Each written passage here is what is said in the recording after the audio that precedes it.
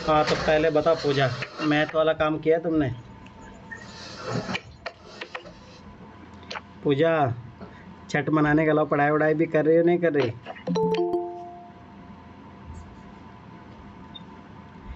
बोलो पूजा। हेलो पढ़ाई वढ़ाई भी हुई नहीं हुई? सर, हो रही है पढ़ाई। मैथ वाला काम कंप्लीट किया? सर कंप्लीट हो गया है, 5 के मैथ में थोड़ा बहुत बाकी है, बस कंप्लीट। ऐसे तो मतलब टाइम लगता नहीं है, देखते जाते उसमें कुछ है ही नहीं, मन ही नहीं लगता बनाने में। क्यों? कुछ है ही नहीं तो क्या उसमें, वैसे पढ़ते जाते थे, बस हो गया। अच्छा, अभी मैं कल से क्लास लूँगा तब देखता हूँ फिर तुम लोगों को क्वेश्चन पूछूंगा तुमसे, सबसे ठीक है पहले सर, कोई पूछूंगा। बात। निखिल तुम्हारा हुआ कंप्लीट? पूछ लीजिए। यस, मेरा भी हो गया। अच्छा, प्रीति तुम्हारा?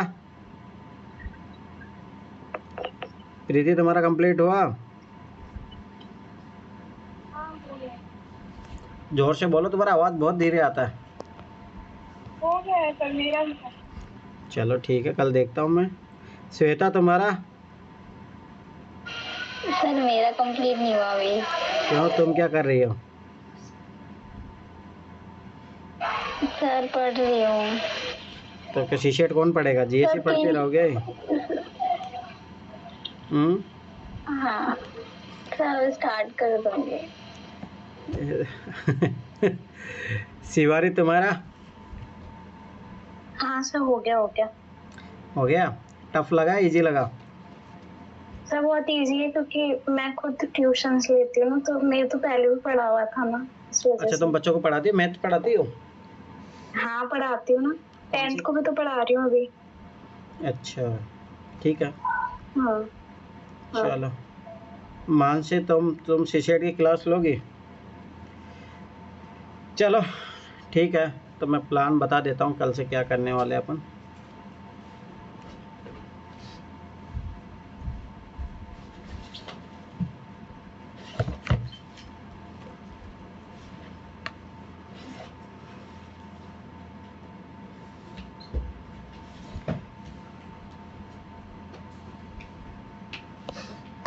देखो, पहली बात तो जो टेस्ट चल रहे हैं वो चलते रहेंगे, मुझे पता है। हाँ ये बताओ, कितने लोगों ने टेस्ट कंप्लीट किया, उसका एनालिसिस तुम लोगों को कौन कौन सी टेस्ट हो चुके हैं? पॉलिटी का टेस्ट, विजन वाले जो टेस्ट है तुम्हारे, टेस्ट नंबर पॉलिटी के दोनों टेस्ट हो चुके हैं, हिस्ट्री वाले दोनों हो चुके हैं। अब अगले संडे को तुम्हारा ज्योग्राफी का टेस्ट है, ठीक है। एक तो इनका एनालिसिस हो जाना चाहिए था, जो तुम लोगों ने नहीं किया होगा, मुझे पूर्ण भरोसा है। तो बस इसके अलावा तुम लोगों को काम करना था यूपीएससी पीवाईक्यू वाला 2011 और 12 वाला, वो भी नहीं किया होगा कंप्लीट। उसका किसी ने किया आरएनडी कंप्लीट? अरे बोलो, किसी ने किया है ये काम? ये काम कौन करेगा? नहीं नहीं। तो ये कौन करेगा? हाँ सर, हम ही करेंगे। ठीक है। दूसरा काम ये था कि आप लोगों को मैथ की एनसीईआरटी कंप्लीट करनी थी 1 to 5। ऐसे 1 to 5 में इतना कुछ ज़्यादा है नहीं, परंतु जिनका बहुत कमज़ोर है, जैसे नूरी है, वो आज कहाँ भागे, शायद वो कहीं गई हुई थी रिश्तेदार कहीं, जो भी है। परंतु अगर आप ये नहीं करोगे 1 to 5, तो ये समझ लेना वो 6, 7 to 8 समझ में नहीं आएगी, पहली बात। दूसरी बात, डायरेक्ट क्वेश्चन आते हैं एनसीईआरटी से, ठीक है, तो वो आपको पढ़ना ही पड़ेगा, ज़रूरी है। जिसने नहीं पढ़ा है, अरे 1 to 5 हम क्या करेंगे पढ़ के, तो वो जो ये लापरवाही कर रहे हैं। अभी मैं देखता हूँ तो कुछ क्वेश्चन पूछूंगा अभी आप लोगों से, तो ये काम आप लोगों को करना था। फिर उधर आपको मेंस वाला टेस्ट किसी ने नहीं लिखा। अब मैं फिर बता रहा हूँ, तुम लोग पीटी निकाल भी लोगे तो क्या कर लोगे, मेरे समझ में नहीं। पीटी निकाल के कौन सा रिकॉर्ड है भाई? हर साल 15,000 लोग पीटी निकालते हैं, क्या ही उनको कौन सा कोई स्पेशल मेडल मिलता है क्या? पीटी निकालने से कुछ भी नहीं होने वाला जब तक मेंस की तैयारी नहीं है। सर हाँ बोलो। सर, आपने विजन के 2024 के वो मंगाए थे ना आपने, टेस्ट सीरीज? अरे 2025 के लिए भाई, तुम 24 वाला का है, 25 का टेस्ट चल रहा है। सर मैं तो 24 का लेकर आ गई हूँ। धन्य हो प्रभु, आपको किसने बोला है 24 का? इतना सा कॉमन सेंस लगाओ, 2025 का पीटी देना है, या आपको 24 तो हो चुका है? 24 का क्या करोगी तुम?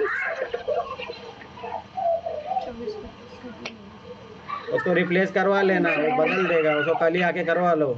ऐसे अब तुम लोग लापरवाही कर देंगे सर वो। कर देंगे, कोई दिक्कत नहीं, ठीक है। ठीक है। पहली बात तो ये है, ठीक है। अब देखो, मुझे पता था देखो मेंस वाले बैच में कोई नहीं, सब गायब हो गए। अब देखो रमेश लोग आ गए पीटी के नाम पे, तो पीटी हाँ तो बस तुम लोगों का, हाँ फीस लाए तुम, हाँ लाए। हाँ फीस सबमिट करना पहले तो तुम। तो इसीलिए मैंने सोच लिया कि तुम लोग कोई भी मेंस वाली क्लास में कोई आ भी नहीं रहा था, तो पीटी की क्लास अलग चलेगी। मेंस का क्लास उन्हीं का मिलेगा जिनको कंप्लीट फीस जमा है, ठीक है। और उसका मैं पढ़ाऊँगा, मैं डायरेक्ट, मैं समझ गया वो पार्टिसिपेट भी नहीं करते हो, टाइम भी ख़राब होता, कोई मतलब है नहीं। तो शाम को जो 7 बजे से जो क्लास होगी वो पीटी वाली क्लासेज होगी। तो इसमें 2 काम करेंगे अपन। एक तो पहला काम रहेगा अपना मैथ वाला एनसीईआरटी, ठीक है। तो ये पहला चलते रहेगा मैथ वाला एनसीईआरटी। दूसरी क्लास होगा इसमें डेली होगा, मतलब ये 1 आध घंटे मैथ ले लिया, 1 आध घंटे ये चलेगा। दूसरा एनसीईआरटी अपन जीएस का शुरू करेंगे, जिसमें इकोनॉमी शुरू करेंगे अपन, ठीक है। तो जीएस के लिए पढ़ेंगे अपन। काजल कहाँ गायब रहती हो तुम? पढ़ाई लिखाई तुम्हारा तो कुछ अता पता ही नहीं है। एनसीईआरटी में इकोनॉमी एनसीईआरटी शुरू करेंगे कल से। सर ज्योग्राफी से शुरू करते हैं ना, क्योंकि चल भी अभी ज्योग्राफी रही है और 10 तारीख को ज्योग्राफी का टेस्ट है। ज्योग्राफी कर लो, ठीक है, कोई नहीं, ज्योग्राफी इकोनॉमी किया जा सकता है, कोई इश्यू नहीं, ठीक है। तो ज्योग्राफी शुरू कर लेंगे। ज्योग्राफी एनसीईआरटी ऐसे भी इम्पोर्टेंट है ही, ठीक है। तो ज्योग्राफी के एनसीईआरटी शुरू करेंगे। पहली बात तो ये शेड्यूल रहेगा। दूसरा, ये रमेश की स्पेशल डिमांड थी कि विजन का टेस्ट करवाओ, तो विजन का टेस्ट मैं करवाऊँगा। शायद 1 या 2 दिन देने की ज़रूरत पड़ेगी उसमें, वीक में 1-2 दिन दे लेंगे। तो उसमें मैं ये करूँगा कि जैसे भाई उसका जो सॉल्यूशन वाला पार्ट रहता है, क्योंकि तुम लोग तो कर नहीं रहे हो मुझे पता है, तो सॉल्यूशन वाले पार्ट में क्या क्या इम्पोर्टेंट है तो वो मैं करवा दूँगा, तो वो चलेगा लगभग। उसमें मेरे अनुसार जो जितने पिछले टेस्ट हो चुके हैं, तो उसमें ये रहेगा कि आप लोगों के लिए ईजी रहेगा कि फालतू की चीज़ों को छांटने में मैं बता दूँगा, ये फालतू का इन्फॉर्मेशन दे, इतना कुछ जो काम का वो मैं हाईलाइट करवा दूँगा। तो विजन का टेस्ट का वो करेंगे अपन, एनालिसिस करेंगे सारे टेस्टों का, पर हाँ जो टेस्ट पीछे हो चुके हैं उन्हीं का ही करेंगे अपन। तो एक ये रहेगा अपने इस प्रोग्राम में, एनसीईआरटी अपने दोनों की रहेगी, ठीक है। फिर उसके बाद में फरवरी, मेरा अब की बार प्लान है कि मार्च अप्रैल मई में एग्ज़ाम है, तो जनवरी से शुरू कर देंगे लगभग ये काम। तो देखो एनसीईआरटी निपट जाएगी, ज़्यादा टाइम नहीं, हो सकता जनवरी लग जाए। 1 फरवरी से अपन जो प्रोग्राम शुरू करेंगे उसमें शुरू करेंगे पीवाईक्यू वाला, आरएनडी वाला पार्ट, क्योंकि तुम लोगों को लगभग उधर कंप्लीट होते जाएगा, तो मैं उनका फिर दोबारा करवाऊँगा, पर तुम लोग करना पड़ेगा तुम लोगों को। तो इधर से अपन आरएनडी वाला पार्ट शुरू करेंगे, तो वो सीसेट लगभग जब तक सीसेट उधर हो भी जाएगा, तो इधर आरएनडी वाला पार्ट करेंगे, तो पीवाईक्यू शुरू हो जाएगा। 1995 से जो कुछ क्वेश्चन के थीम जो है इंपॉर्टेंट क्वेश्चन उठाएंगे, फालतू क्वेश्चन है नहीं उधर, कुछ ज़्यादा बहुत इंपॉर्टेंट क्वेश्चन कम ही है उधर, तो वो मैं करवा दूँगा, ठीक है। 1995 से लेके 2010 तक एक बार फटाफट देख लेंगे अपन। उसके बाद में अपन शुरू करेंगे यहाँ से 2011 से, लगभग ये मान के चलो 1 महीना लग जाएगा, तो मार्च से तुम्हारा 2011 से शुरू हो जाएगा। इसमें ये है कि आरएनडी वाला पार्ट करेंगे तो यही इंपॉर्टेंट है, पर उससे पहले खुद भी करके रखना, तो मैं तब करवाऊँगा। तो हो सकता है कि मैं इस तरीके से कराऊँ कि थीम जो है, मान लो कोई थीम आ गई तो उसको मैं एक्सप्लेन कर दूँगा, थोड़ा बहुत पॉइंट में लिखवा भी दूँगा, वो काम रहेगा। मेन जो काम है 2011 से लेकर 2024 तक के पेपर है, इस पर आरएनडी करना ही इंपॉर्टेंट है, पीटी चाहे सीसेट हो जीएस को ये हो। तो ये पूरा पीटी का बैच रहने वाला है, इसमें रहेगा। तो इसमें अपना क्या क्या काम रहेगा, एक तो अपने मैथ के एनसीईआरटी करेंगे, 1 to 8 तो कंप्लीट करना है, क्योंकि कुछ चैप्टर है जो कुछ काम के नहीं है, पर फिर भी करेंगे उसमें, ठीक है। उसके बाद में 9th और 10th के कुछ इंपॉर्टेंट चैप्टर वही करेंगे, और 11th 10th का शायद 1 आध चैप्टर है प्रोबेबिलिटी वाला, वो करेंगे बस। तो मैथ का ये रहेगा, ठीक है। उसके बाद में मैथ के लिए 1995 से लेके 2024 तक ट्यूशन कर लो, उतना ही मोर देन इनफ है। सीसेट में इससे ज़्यादा कुछ करने की ज़रूरत है नहीं। फिर हाँ ये कि फुल टेस्ट दे ही लेना, फुल टेस्ट देने से थोड़ा पता लगेगा बस, बाद में जो भी है, पहले ये काम करने के बाद में फिर फुल टेस्ट देना चाहिए, उससे पहले नहीं, कोई मतलब नहीं है, फिर टाइम ख़राब करोगे। जीएस में भी यही है कि इधर एनसीईआरटी करेंगे पहले, ठीक है, उसके बाद में पीवाईक्यू वाला आरएनडी कर लोगे, उतना मोर देन इनफ, इससे ज़्यादा कुछ करने की ज़रूरत है नहीं। 1995 से लेकर 2024 तक की क्वेश्चनों कर लोगे तो उसी पे हो जाएगा काम, उससे ज़्यादा कुछ करने की ज़रूरत है नहीं, ठीक है। पहली बात ये हो गई। दूसरी बात विजन के टेस्ट करेंगे अपन, तो इससे अच्छा खासा कवर हो जाएगा, इससे करंट अफेयर कवर हो जाएगा, स्टैटिक पार्ट भी मजबूत हो जाएगा। तो पहला लिए कि एनसीईआरटी भी पढ़ते रहोगे तो फ़ायदा मिल जाएगा। तो विजन के टेस्ट करने से 2-3 बार रिविजन हो जाएगा आपके सब्जेक्टों का, ठीक है।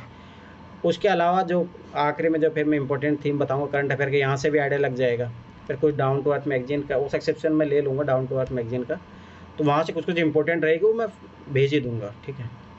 वो मैं भेज दूँगा PDF जो इंपॉर्टेंट रहेगी, योजना कुरुक्षेत्र में जो इंपॉर्टेंट रहेगा वो पढ़ना ही है। सब नहीं पढ़ना आप लोगों को, कि मैंने देखा कि हर इंपॉर्टेंट नहीं होती है। जैसे मान के चलो साल में 12 आती है, तो साल में मान के चलो कि पीटी के लिए 3-4 इंपॉर्टेंट होती है, 3-4 मेंस के लिए इंपॉर्टेंट होती है, वो तो सब ऐसे ही होती है, ज़्यादा इतना कुछ काम की नहीं होती। तो वो मैं बता दूंगा जो पढ़ना रहेगा करंट अफेयर के लिए। उसके अलावा मेरा मानना है करंट अफेयर ज़्यादा पीछे पढ़ना मत, क्योंकि करंट अफेयर क्वेश्चन अपनी ट्रिक से भी हो ही जाते हैं। लगभग मान के चलो 10 क्वेश्चन आते हैं तो 5-6 क्वेश्चन हो जाते हैं अपनी ट्रिक से आराम से। 1-2 क्वेश्चन और बढ़ाने के लिए अपन जैसे विजन का काम कर लेंगे। विजन में फिर बताया तो मैंने एनालिसिस भी किया था पिछले वाले में कि बहुत सारे क्वेश्चन डायरेक्ट रिपीट होते हैं, ठीक है। तो ये मान के चलो कि 5 से 6 क्वेश्चन तो अपना ट्रिक से ही हो जाएंगे। फिर इसमें है कि 1-2 क्वेश्चन बढ़ाने के लिए थोड़ा बहुत मेहनत कर लेंगे, जैसे विजन का टेस्ट से कर लेंगे अपन। दूसरा अपन जितने भी मैगजीन है उससे कर लेंगे। और रियलिटी में बता रहा हूँ, कोई ज़रूरत नहीं करंट अफेयर के पीछे ज़्यादा पागल होने की। अब जिसको पढ़ना है वो पढ़ो, मुझे मतलब नहीं है, पर मेरे इतने 6-7 सालों का अनुभव बता रहा हूँ, कोई मतलब नहीं। स्टैटिक पार्ट पे ज़्यादा ध्यान दो। विश्वास नहीं तो 2018 से पेपर उठा के देख लो तुम, 18 से 2024, इतने सालों को मैं खुद में पेपर दिया हूँ, तो मैं बता रहा हूँ 60 से 70 क्वेश्चन जो है आपके स्टैटिक पार्ट के आते हैं। 60 से 70 क्वेश्चन ये तो फिक्स है।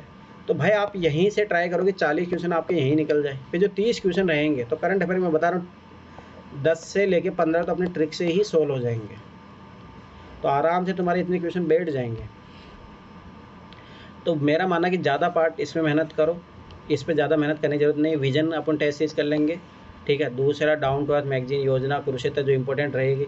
फिर आखिर में जो इंपॉर्टेंट थीम रहेगी वो मैं बता दूंगा, उससे हो जाएंगे।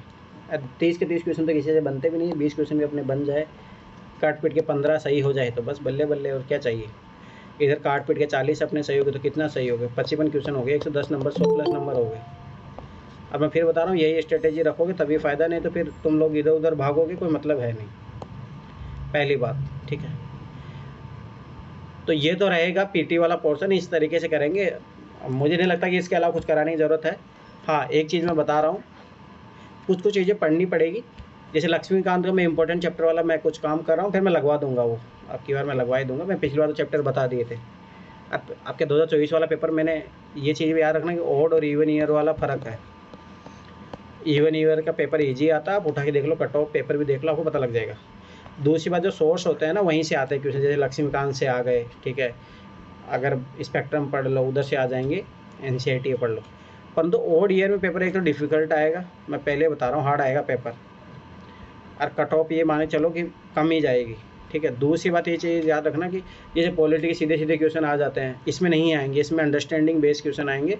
आप उठा के देख लो, 2019 का पेपर देख लो, 21 का पेपर, 23 का पेपर उठा के देख लो, सीधे क्वेश्चन नहीं होते हैं, बहुत कम क्वेश्चन होंगे। तो ये मान के चलो अगर 10 क्वेश्चन पॉलिटी के आ रहे हैं ना, तो 3 से 4 क्वेश्चन ही लक्ष्मीकांत से आएंगे, 6 से 7 क्वेश्चन ये मान के चलो कि बाहर से, मतलब एनसीईआरटी पढ़ना पड़ेगा आपको। एनसीईआरटी थोड़ा बहुत अंडरस्टैंडिंग होनी चाहिए पॉलिटी की।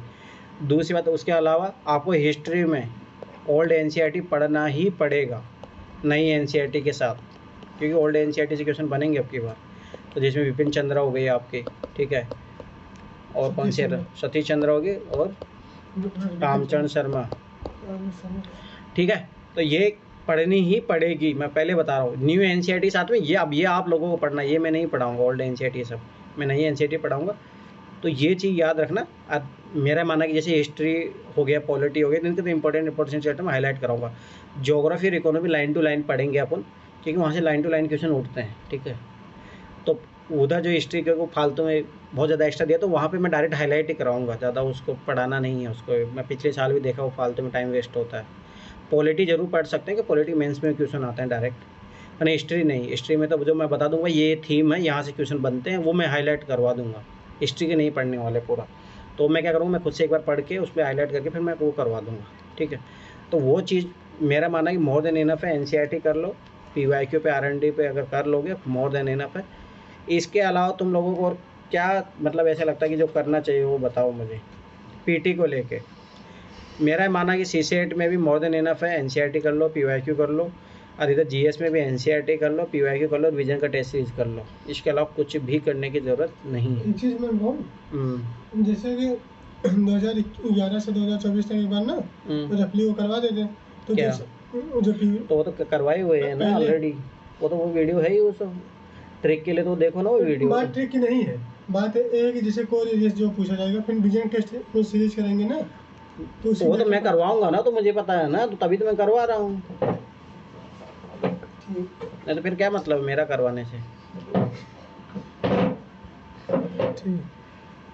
ठीक है, किसी को कुछ पूछना हो तो पूछो। अब किसी को कुछ पूछना है? काजल वाजल PT को लेके मैं फिर बता रहा हूँ, फिर बाद में नहीं करोगे तुम लोग, ऑलरेडी तुम लोग बहुत आलसी चल रहे हो। ठीक है, तो PT का तो ये रहेगा, किसी को कुछ सजेस्ट करना हो तो बताओ। अब मेरे अनुसार मोर देन इनफ, इसके अलावा कुछ करने की ज़रूरत है। ठीक है, अब दूसरी बात है मेंस वाला पोर्शन की। तो मेंस वाला पोर्शन मैं पहले बता रहा हूँ, जिसकी फ़ीस कंप्लीट जमा होगी 5000 से ज़्यादा जिसने फ़ीस दे दी है, जमा कर दे, उसी को मिलेगी क्लासेस। तो उसमें मेरा सीधा सा प्रोग्राम ये रहेगा, मैं देख लिया 1 महीना ख़राब कर लिया, तुम लोगों को काम दो, क्लास 1-2 लोग कर रहे हैं तो कोई मतलब है नहीं उसमें। तो अब सीधा सा सिंपल सा बात है कि जिसको क्लास लग रहा है कि ज्वाइन करना हो ज्वाइन कर लेगा, नहीं तो फिर रिकॉर्डेड क्लास मिलेगी। ठीक है, पहली बात। तो उसमें जैसे ऐसे रहेगा कि मान लो इंटरनल सिक्योरिटी में पढ़ाऊँगा, ठीक है, तो मेरे नोट्स रेडी है, नोट्स से मैं उसकी क्लास लूँगा, ठीक है, मॉडल आंसर बनाने के फिर मैं टाइम दूंगा, फिर उसके बाद मैं खुद से करवाऊँगा। अब मैं तुम लोगों पे नहीं छोड़ने वाला, तुम लोग करो ना करो, क्योंकि तुम लोगों के कारण फिर सारी चीज़ें ख़राब होती है तुम लोगों पे छोड़ने पे, तो वो तो मैं करने वाला हूँ नहीं। ठीक है, तो मेरा ये काम रहेगा, मैं पढ़ाऊँगा और मॉडल आंसर उसका मैं बता दूँगा। ठीक है, तो वो मेरा काम रहेगा, पर इसमें थोड़ा टाइम लगेगा। ठीक है, परंतु वही है कि जो करेगा उसको फ़ायदा मिलेगा, और उसी की कॉपी चेक होगी जो लिखेगा, क्लास करेगा रेगुलर। ऐसे कोई रेंडमली ऐसे कुछ भी लिख के आ जाओगे तो कुछ नहीं होगा, सीधी सी बात है। ठीक है, तो ये अलग अलग पार्ट रहेंगे, मैं पहले बता रहा हूँ। किसी कुछ पूछना तो पूछो। अरे हाँ, दूसरी बात मेंस वाला पार्ट में, ठीक है, तो मेंस वाला देखो सुनो, लगभग 2020 तक अपना ऐसे हो गया ना, 2013 से लेके 2019 तक वो मैं खुद ही लूँगा, तुम लोगों के भरोसे रहना, कोई मतलब तुम लोग काम करके आते नहीं हो, तो मैं खुद ही क्या करूँगा कि ऑलरेडी मेरा तैयार है ही, तो एक बार मैं थोड़ा और अच्छे से तैयार करके मैं टू द पॉइंट बता दूँगा भाई इसमें ऐसे ऐसे करना है, तो और वो फटाफट भी होगा, उससे लगभग मेरे अनुसार 6-7 क्लास में कंप्लीट कर दूंगा मैं। ठीक है, इसलिए मैं देखा ना कि वो 1 महीना पूरा ख़राब भी गया, कोई पार्टिसिपेट भी नहीं करते, क्लास भी नहीं करे ना, कोई क्लास देखता है तो कोई मतलब है नहीं। तो मेरा ये काम है कि 2013 से 2019 वाले जो ऐसे के हैं उससे आगे भी मैं करवा दूंगा। तो ये मेरा रहेगा, मैं इसमें बता दूंगा ये थीम है इसका, ये मेरी तरफ से ही रहेगा। तो फालतू में तुम लोगों, क्योंकि तुम लोग वो पढ़ाई तो करना ही नहीं चाहते ग्रुप डिस्कशन वाली, तो ये रहेगा। फिर उसके बाद में अपन इंटरनल सिक्योरिटी छोटे छोटे सब्जेक्ट शुरू करेंगे। मेरा उसमें GS 1 से लेके GS 4 तक आपका जो कंप्लीट जो सिलेबस है वो मैं करवा दूंगा। उसके नोट्स जो रहेंगे मेरी तरफ से नोट्स प्रोवाइड करने रहेंगे वो मैं प्रोवाइड कर दूंगा, और मॉडल आंसर वाली जो है वो मैं प्रोवाइड कर दूंगा। ठीक है, क्लास लूँगा उसका। ठीक है, उसके बाद में हिंदी और इंग्लिश कंपलसरी, इसके PYQ कराऊंगा मैं 2013 से लेकर 2024 तक, और ये दिसंबर से पहले पहले करवा दूंगा। ये हो सकता है ये चलता रहे, फरवरी तक भी चलता रहेगा, तो ये कोई इशू नहीं है। ठीक है, ये फरवरी तक, परंतु ये मैं दिसंबर से पहले करा दूँगा, क्योंकि इसके बाद में पढ़ने का टाइम मिलेगा भी नहीं। ठीक है, तो हिंदी और इंग्लिश कंपलसरी कर लेंगे अपन 2013 से लेकर 2024 तक। इतना हिंदी में इतना ज़्यादा लगेगा भी नहीं, इंग्लिश में कुछ कुछ कॉन्सेप्ट क्लियर करने रहेंगे, अपन है कि पैसे छाटना सीख जाएंगे अपन। ठीक है, प्रेस राइटिंग सिखा दूंगा मैं। ठीक है, और रही ऐसे कि तो मैंने बोला ही था पहले कि आपको लोगों को NCERT पढ़ना पड़ेगा 1 to 10th क्लास का। उसके बाद में डेली न्यूज़पेपर के एडिटोरियल पढ़ना सीखो, उससे करंट अफेयर भी तैयार होगा। और मुझे पता कोई लोग कर नहीं रहे, बाद में पछताओगे तुम लोग जब इंग्लिश कंपलसरी में फेल होगे तब। अभी तुम लोगों को नहीं समझ में आ रहा। ठीक है, रही ऑप्शनल का, सोशोलॉजी ऑप्शनल का मैं बैच शुरू कर दिया हूँ। ठीक है, उसका सैटरडे संडे एक दिन में क्लास लूँगा 3-4 घंटे का, 4-5 घंटे का। उसमें से एक स्टूडेंट है तो मुझे उससे पढ़ाने से मतलब है, 4-5 घंटे की क्लास होगा तो उसमें आराम से हो जाएगा कवर। जब भी मैं फ्री रहूँगा तो टाइम में, सपना तुम रेडी रहना, तो वो मैं करा दूँगा सोशोलॉजी ऑप्शनल का। उसमें क्लासेज रहेगी, वो आराम से हो जाएगा, इतना कोई ज़्यादा टाइम नहीं लगेगा उसमें, क्योंकि इंडियन सोसाइटी क्लासेज मैंने ऑलरेडी करा के रखी है। अब सोशोलॉजी वाला पार्ट का रहेगा, फिर उसके बाद PYQ करेंगे बस। तो मेरा ये पार्ट ठीक है। तो ये सारी चीज़ें हैं, इसके अलावा किसी को कुछ पूछना हो तो पूछो। इसमें कोई हिस्ट्री ऑप्शन नहीं है? हिस्ट्री ऑप्शन उस टाइम में किसी को तुम्हें कौन बता, निक्की थी बस वो, और कोई नहीं। सर एथिक्स कब करवाओगे? एथिक्स पहले ऐसे की क्लासेस कंप्लीट होगी, उसके बाद में फिर अपन करेंगे एथिक्स। पहले ऐसे कंप्लीट करेंगे, तो ऐसे में मुझे 1-2 दिन अभी टाइम लगेगा, तो उसमें कुछ काम करेंगे। तुम लोगों पे तो भरोसे का मतलब है नहीं, तो मैं 1 महीना देख लिया, तुम लोग पार्टिसिपेट भी नहीं करते, कोई मतलब है नहीं। तो मैं वो बता दूंगा, ग्रुप में मैसेज कर दूंगा, मेंस वाले ग्रुप में, इसलिए मेंस वाला ग्रुप अलग से बना, ठीक है। तो वो मैं कर दूंगा, पर वही है कि वो जिसको कंप्लीट रहेगी क्लास, वो रिकॉर्डेड क्लासेज ही मिलेगी ज़्यादातर। ऑनलाइन क्लास जो करना चाहेगा वो कर लेगा, और वो ऐसे क्लास नहीं मिलेगी। तो मतलब नहीं है ना, तुम लोग को इम्पोर्टेंस ही नहीं समझते किसी चीज़ का, मतलब एक बोझ समझते तुम क्लास को, तो फिर क्या ही होगा तुम लोगों को, ठीक है। तो ऐसे मैं फालतू को दे भी नहीं रहा। अब की बार जो क्लास सीरियसली करना चाहता उसी को मिलेगी क्लास, सीधी सी बात यही। उससे मैं कराऊंगा, शायद हो सकता है उससे पहले ऐसे के बाद में इंटरनल सेक्रेटरी करवा दो, फिर उसके बाद एथिक्स शुरू करेंगे, ठीक है। कुछ और किसी कुछ पूछना तो बोलो।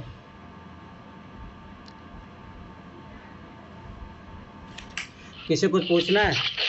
हाँ बोलो काजल। सर मैं ये बोल रही हूँ, जैसे आपने ना मतलब मीन्स की वो दिए नोट्स, तो इतना पढ़ ले काफी है?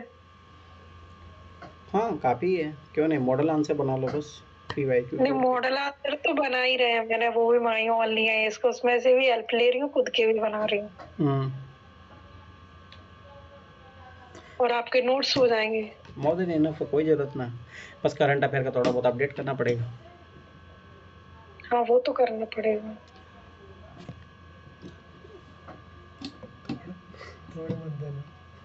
वो हो जाएगा, उसका कोई इश्यू नहीं। करंट अफेयर्स अपडेट कर दे, जो मैं नोट्स शायद हो सकता है मैं अपडेट करके ही दूंगा, यहाँ तक दिसंबर तक का अपडेट कर दूंगा उसमें। जो शायद ये ओनली आईएएस वालों का है, तो उसमें से एक बार पहले कंप्लीट करके उसमें फिर जो अपडेट होगा मैं करके दे दूंगा। मेरे अनुसार इतना ज़्यादा कुछ अपडेट, हाँ अपन उस टाइम जो ज़रूरत आएगी तो उसका देख लेना, इतना सब कर। हाँ वो तो सर मीन्स के भी आते ना 365 मीन्स वाली, वो भी रहेंगी। हाँ वो उस टाइम कर सकते हो, परंतु वो तब कर पाओगे जब इधर आप इधर कर पाते हो, तब जब आप टॉपिक वाइज आपके पास नोट्स है, मॉडल आंसर बन के रेडी है। भाई उधर रिवीजन करने का, करंट अफेयर पढ़ने का ही टाइम होता है, उधर सोचो आप नोट्स भी बना लो, वो नहीं होगा। नहीं सर बना के रखेंगे इसी चक्कर। देखता हूँ मैं तो मेंस के तो एक क्लास में 1 दिन नहीं आई तुम। सर आपने टेस्ट की बोल दी, 1 दिन में 2 टेस्ट सच में नहीं हो पा रहे थे मुझसे, और फिर मेरा ये काम भी रुक रहा, नहीं आप मेरा घर भी बन रहा है। नहीं एग्जाम में कैसे करोगे? और मैंने तो मेंस वाले टेस्ट ओनली स्टार्टिंग में 1 दिन में 2 लिए थे, उसके बाद कहाँ लिया हूँ। सैटरडे संडे आपके सर मैंने तो आप बोल रहे नहीं सबके लिए कंपलसरी है ये वो, तो फिर मैंने कहा सर तो गुस्सा ज्यादा है। कुर्बान जो छोड़ के भाग गया क्लास, तो भाई तुम लोग मेरे से बात तो करो ना। सर बोलता सर आपके टारगेट फॉलो नहीं होते हमसे, तो मैं नहीं आप नहीं कर पाऊंगा, तो ग्रुप ही छोड़ के भाग गया। आप बहुत ज्यादा डांट देते हो सर आपने बहुत हार्ड बना दिया था सच में, वरना ना मैं कभी भाग के नहीं जाती। आप सुन भी लो तो हकीकत सुन भी लो, अगर आप लोगों के हार्ड लग रहा है ना, कान बंद कर लो तो 2030 से पहले सिलेक्शन भी नहीं होगा, मैं लिख के दे रहा हूँ ये गारंटी। मेरा जिसने मेरा शेड्यूल फॉलो नहीं किया भूल जाओ, सिलेक्शन नहीं है, मैं आज दावे के साथ बोल, सर मेरी तो सिचुएशन की वजह से हो रहा है, अगर वरना मैं कर। आप लोगों को ऐसा लग रहा है ना मैं मजाक कर रहा हूँ, लिख के दे रहा हूँ, तुम लोग सिलेक्शन लेके बता दो मुझे 2030 से पहले। जो तुम लोगों की तैयारी चल रही है ना, रेट रेस खेल रहे हो तुम, कुछ ही नहीं है, पढ़ाई नहीं कर रहे हो तुम लोग। ये तुम सैटरडे संडे तुमसे एक टेस्ट नहीं लिखा जाता, क्या करोगे तुम लोग? फिर बोलते हो, ये हकीकत है, सिलेक्शन लेके बता दो तुम लोग, मैं तो लिख के दे रहा हूँ। जो जिस तरीके से तुम चल रहे हो, अपनी मर्जी के मालिक हो, जो करना हो कर रहे हो, तो सिलेक्शन लेके दिखा दो। तुम लोगों को ऐसा क्या लगता है कि भाई इतना इजी है? कुछ भी इजी नहीं, इंग्लिश कंपलसरी पास नहीं होगा। मैं बैठा हूँ ना मेंस दे के, मुझे पता है इंग्लिश कंपलसरी पास नहीं होगा मेरा। हो जाएगा, मिठाई तो तुम लोगों को क्या लगता है? अरे भाई मैंने कितने मॉडल आंसर लिखे हैं, मेरा इतने आंसर लिखने की प्रैक्टिस है, सब कुछ है, तब जाके मैं कुछ लिख पाया। इतना इजी नहीं है भाई। ऑप्शनल वहाँ जाके ना पेन भी नहीं चलता, ऑप्शनल हो गया या जीएस के पेपर में नहीं लिखा जाता, वो लोग भाग जाते हैं। भाई मेरे रूम से 3 लोग भागे थे, तुम खुद सोच लो, 3 लोग। तुम लोगों को मजाक लग रहा है चीज़। और मोनी तुम कहाँ गायब हो? मोनी अब अभी तक घर नहीं बना तुम्हारा, दीपावली भी खत्म हो गई अब तो। मोनी घर नहीं बना? हाँ हाँ हाँ हाँ, मेरा घर कहाँ बन रहा था? अच्छा तो मोनिका हो क्या? अरे एक मोनी थी हरियाणा वाली। हाँ। वो क्लास ही अच्छा। वो मेरे को बोली थी सर दीपावली का हमारे घर पे काम चल रहा है, अभी तक आज तक क्लास नहीं आई। तो तुम घर तो मेरा भी बन रहा है। तुम लोग घर ही बनाओ जो है सर मैं तो फंस गई, जो वो तुम्हारा पूरे तो घर है भी बन रहा नहीं, है। जो तो तुम्हारा है भी नहीं। हाँ हाँ, लो लो लो। देखो ना, मैं हकीकत बताता हूँ, एक लोग है ना, तुम लोग है ना अभी पता नहीं कौन सी दुनिया में जी रहे हो। मैं अभी घर गया था, तो एक रहता है ना भाई पीटी निकला तो यार थोड़ा इज्जत मिलेगा, गांव जाएंगे तब अरे घंटा कुछ ना।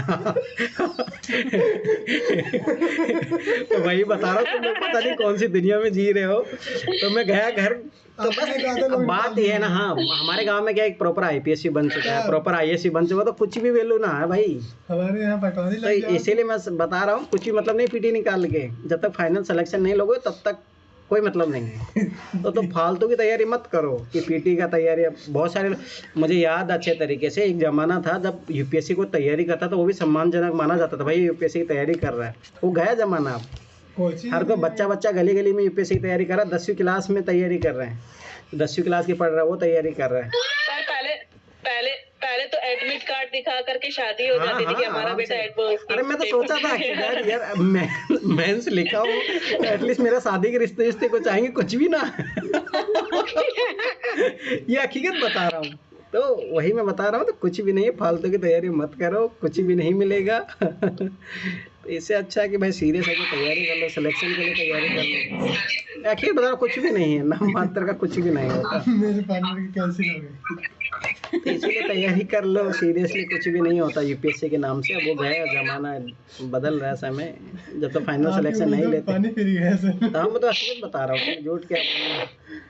तो यही बात है, तो कर लो तैयारी। मेरे बिहार में देखते हैं, इससे अच्छा है नहीं करेगी दिमाग में सड़ना। तो इसीलिए मैं बोल रहा हूँ कि जो तुम लोग सोच रहे हो ना कि हम टेस्ट भी नहीं लिखे, बस झूठ मार की तैयारी चल रही है, हम किताबें लेके बैठे हैं, तो भाई भूल जाओ। अब मैं अखीर बता रहा हूँ, कितने लोगों ने, शायद कितने लोग हो तुम, 20-22 लोग हो, 20-22 में से पहले 3-4 लोगों ने ही लिखे, उसमें से मैं अखीर बता रहा हूँ कि 1 नंबर देने लायक नहीं है हालात। अब तुम सोच रहे हो तो यूपीएससी क्रैक करना तो दूर की बात है, पहली बात तो तुम लिख ही नहीं रहे हो, उनको तो ऐसे नहीं होगा, और जो लिख रहे हैं उनके 1 नंबर नहीं लाने लायक है। अब तुम सोचो यूपीएससी क्रैक करने की बात, अब तुम खुद समझो ना, फिर मैं क्यों नहीं बोलूँ। 2030 में तो गारंटी दे रहा हूँ, तुम लोग सिलेक्शन लेके बता दो, इस तरीके से जिस तरीके से ढर्रे से अपने ढर्रे से चल रहे हो तुम लोग। ठीक है, एक और बात बताता हूँ, तुम लोगों ना कंपटीशन अभी क्या है कि तुम लोग 20-22 लोग हो, सोचो कि ऐसे कि लगभग 20-22 लाख लोग तैयारी कर रहे हैं, झूठ माटी कर रहे हैं पर कर रहे हैं।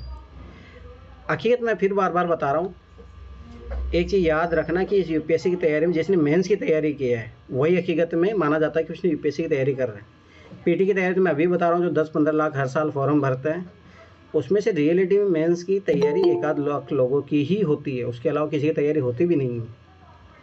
तो अब आप खुद ही सोच लो कि आपको कहाँ आना है, 1 लाख में आना है या फिर कचरा जो है उसमें ही रहना है कि पीटी की तैयारी कर। आप देखना मैं एनसीईआरटी पढ़ाऊँगा तब यूट्यूब पे व्यूज़ भी आने लग जाएंगे। तो हकीकत यही है, झूठ मार की तैयारी करने से क्या ही होगा। ठीक है, तो एक तो ये था कि तो मैंने एक सोचा प्लान चेंज करेंगे, ठीक है, पर मेरा पहले से मैं बता रहा हूँ कि मेंस के आंसर राइटिंग करना ही पड़ेगा। अभी से करोगे तो धीरे धीरे सीख जाओगे, लिखना सीख जाओगे, एटलीस्ट अपने आप को रिप्रेजेंट करोगे। क्योंकि बहुत सारे बच्चों के साथ ये दिक्कत होती है, एक टाइम के बाद में नॉलेज तो आ जाता है, ठीक है, नॉलेज आ गया सब कुछ, अपन कैसे रिप्रेजेंट करें नहीं आता है।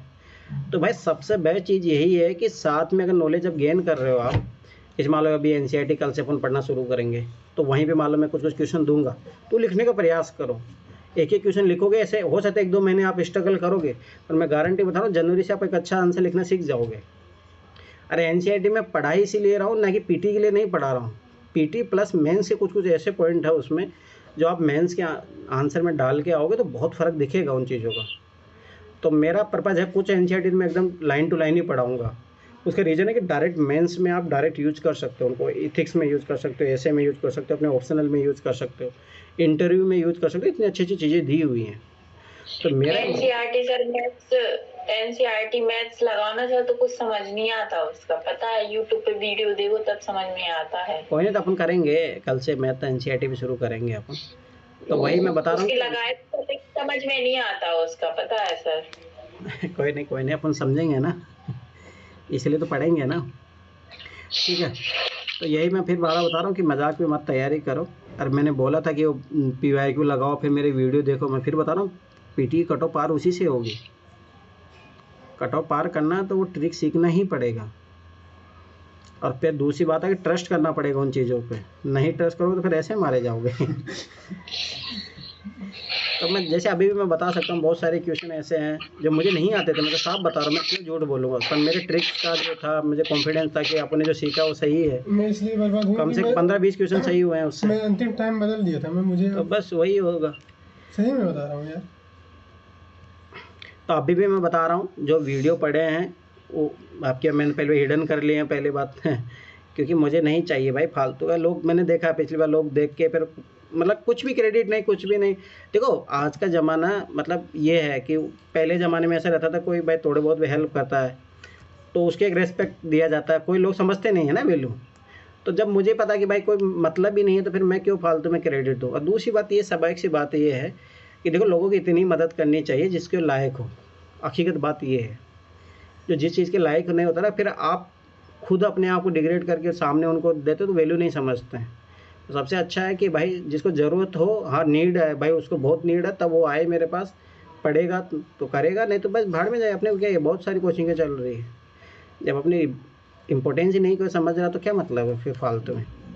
और वकील मैं बता रहा हूँ, तुम लोगों में से अभी देखना, आपकी बार जैसे देखो कुछ भी हो सकता है, टाइम मैं नहीं जानता कल क्या होगा। पर मुझे इतना पता है, जो मैंने कमिटमेंट किया है, अगर प्रॉपर IAS नहीं बनागी 2025 वाले बैच में, मैं नहीं पढ़ाऊँगा, ये मैं श्योर है, ठीक है। और मैं गारंटी के साथ बता रहा हूँ, आज जो मैं पढ़ा रहा हूँ कल तुम लोग उसी के लिए तरसोगे। क्योंकि समय ऐसी चीज़ है ना, किसी चीज़ का आप वैल्यू नहीं समझते हो, पर जो समय गुजर जाता है ना, उसके बाद समझ में आती है इंपॉर्टेंस किसी चीज़ की। कि खास अगर उस टाइम हम थोड़ा सा भी सीरियस हो लेते सर के साथ तो कुछ और आता परिणाम।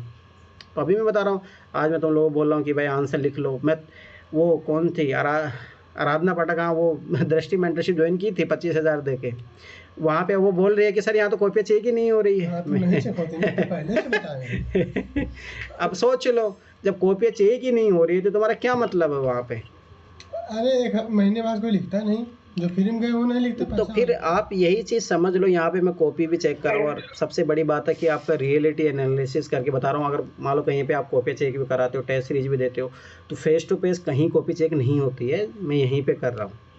तो इस लोगों अभी तुम लोगों को इंपॉर्टेंस नहीं समझ में आएगा, ठीक है।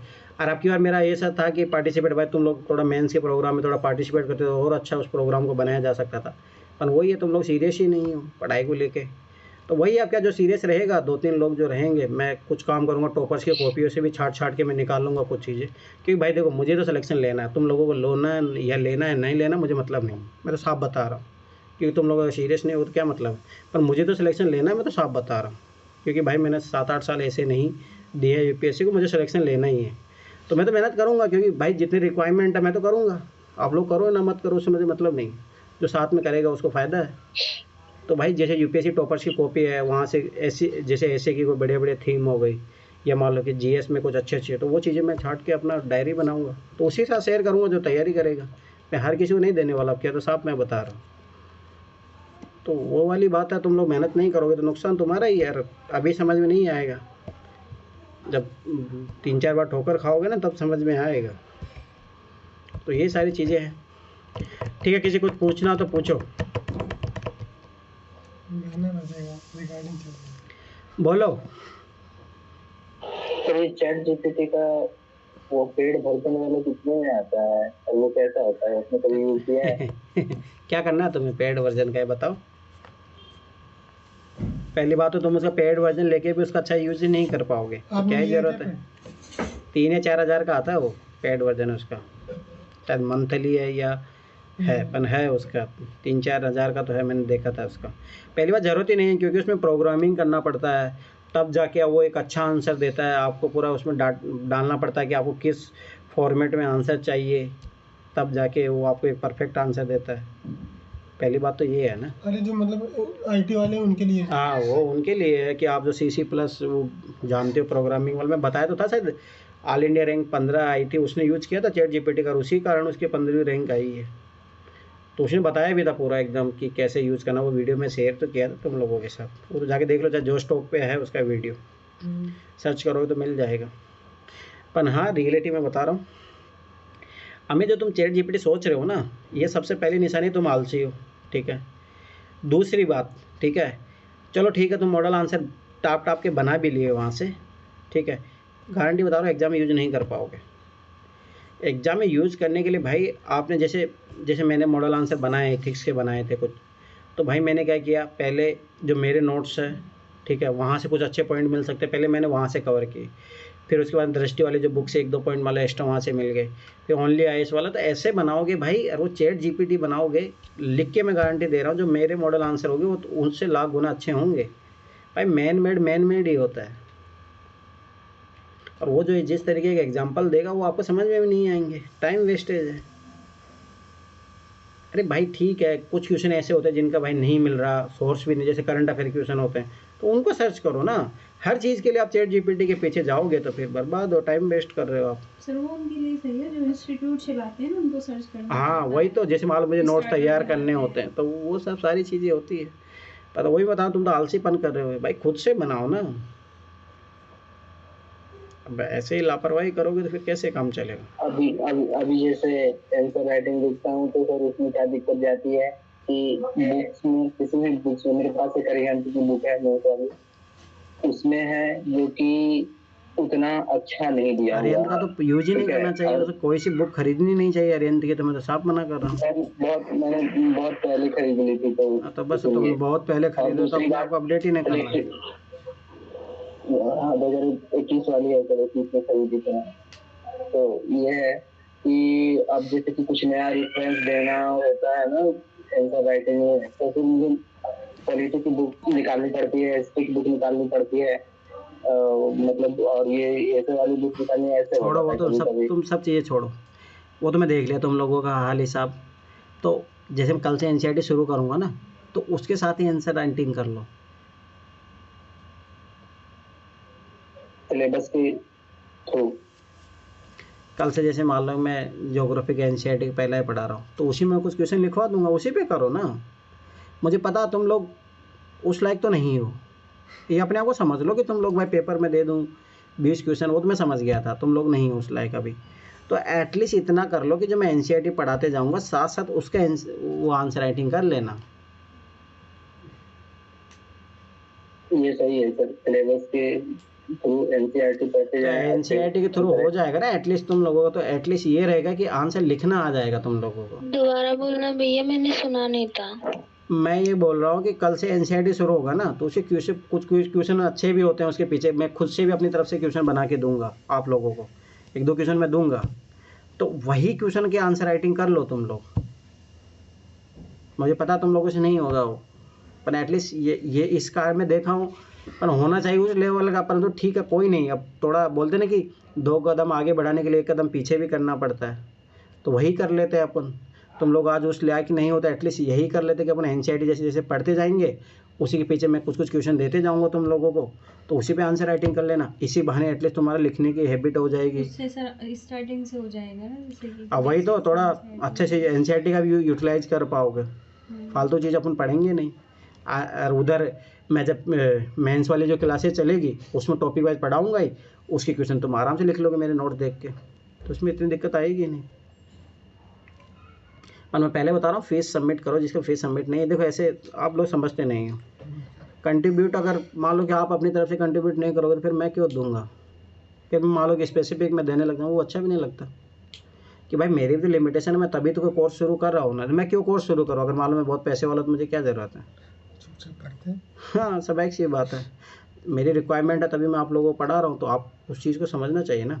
सबसे बड़ी बात मैंने देखा, लोग 1-1 लाख रुपए दृष्टि 2 लाख दे देंगे, यहाँ पे 5,000 रुपये 10,000 रुपये देने में दिक्कत आती है, उसमें भी साल भर देंगे, यही होता है। फिर वो तुम लोग 2 लाख रुपये बर्बाद करके भी, मैं लिख के दे रहा हूँ अभी, कुछ लोगों को तो मैं बता दूंगा 2 लाख दे के भी क्या हाल है। निखिल तुम्हारे बताइए क्या हाल है 2 लाख दे के। तो तुम लोग समझते नहीं हो ये बात। दृष्टि से नहीं। हाँ, कौन कौन इसमें दृष्टि से? इसमें दृष्टि से है। प्रीति तुम कहाँ से कर रही हो कोचिंग? प्रीति आप कहाँ से कोचिंग कर रहे हो? मैसेज करो, शायद तुम्हारा आवाज़ बहुत धीरे आता है। मैसेज करो, मैसेज करके बताओ आप। सर ना तुम बताओ आज कोचिंग की। मैं खुद दृष्टि से किया हूँ। अच्छा, अब ना भी बताएंगे। मैं सेल्फ स्टडी कर रही हूँ। सच में? प्रीति मैसेज करके बताओ तुम। दृष्टि नहीं किया? मेरे पास फालतू पैसा नहीं है लोग। तो हकीकत बात मैं फिर बार बता रहा हूँ, तुम लोग को समझ में नहीं आ रहा। मेहनत कर लो अच्छे से, अगर इस एग्ज़ाम को क्रैक करना है, नहीं तो 4-5 साल भी नहीं लगेंगे इस एग्ज़ाम को। जैसे मैं खुद बता रहा हूँ ना, 2017 से तैयारी कर रहा हूँ, आज 7 अटेम्प्ट दे लिया हूँ, तब भी अभी ठीक है, क्या ही होगा कोई पता नहीं, मेंस का कोई कंफर्म नहीं है। तो हकीकत बात यही है, बहुत मेहनत करनी पड़ेगी। अगली बार आप हो जाएगा। बोलो काजल। सर 1 साल में कैसे कर लेते हैं फिर? हेलो, एक दिन में 2 टेस्ट डिमोटिवेट क्यों हो जाती सर? हाँ बोलो बोलो। हम ये कह रहे हैं आप रुक के डिमोटिवेट क्यों हो जाती हो? आप हो जाती है, मैं हो जाता हूँ। अभी आपने कहा ना कि अभी 7-8 दे लिया, अब क्या ही होगा, देखता हूँ आगे। देखो हकीकत मैं बताता हूँ ना, देखो तुम लोगों को ना, जब मैं ना स्टार्टिंग में आया था ना, तो वो सभी रहता है कि भाई पहले अटेम्प्ट में क्रैक करना है, पहले अटेम्प्ट में क्रैक करना है। जब मैंने 2018 वाला अटेम्प्ट दिया तो पता लगा कि मतलब जितना हो सकता था, कैपेबिलिटी इतनी थी, उतना किया जो भी है, जितना समय मतलब बॉडी साथ देता उतना मेहनत किया मैंने। तो देखो क्या होता है ना कि सिलेक्शन, देखो सिलेक्शन मान लो यहाँ है, आपका एफर्ट यहाँ पे, तो ये गैप जब तक फुलफिल नहीं होगा तब तो सिलेक्शन तो भूल ही जाओ। तो जब मैं तुम लोगों को देख के बोल देता हूँ ना, भाई तुम लोग ये नहीं करो तो नहीं होगा सिलेक्शन। तो जब 2018 का मैंने अटेम्प्ट दिया तो मुझे पहली बार पीटी नहीं निकला, उस टाइम 49 नंबर ऐसे आए। 2019 का मैंने बहुत मेहनत किया, उस टाइम मैंने आंसर राइटिंग तो नहीं, बट पीटी को लेके मैंने अच्छा खासा तैयारी किया था, जितना कर सकता था अपनी तरफ से एफर्ट। पर उसमें गलतियाँ थी, मुझे पता, उस टाइम कोई गाइड करने वाला नहीं था। चीज़ें आ लो तुम लोगों को मैं तो समझा रहा हूँ, डांट भी रहा हूँ, उस टाइम तो कोई डांट के भी समझाने वाला नहीं था, भाई ये कर लो। आप जाते ही नहीं उसके पास। हाँ, आप जाते नहीं उसके पास, डांटता आपको। क्यों, मेरे को ऐसे कोई था ही नहीं। बस मेरे को इतना बोलते थे कि भाई विजन का टेस्ट सीरीज लगा लो, विजन की मैगजीन पढ़ लो, बस इतना को गाइड करने वाला था। पीटी में पीवाईक्यू पे इतना कोई नहीं बताने वाला ये था। सर ऐसे ना बच्चों के साथ होता है, जैसे कुछ बच्चे होते हैं जिन्हें गाइडेंस सही टाइम पे नहीं मिल पाती, फिर मिलती है बहुत लेट। हाँ वो तो है ही, हकीकत बात है। ये एक्चुअली होता है, हमारे साथ भी हुआ है।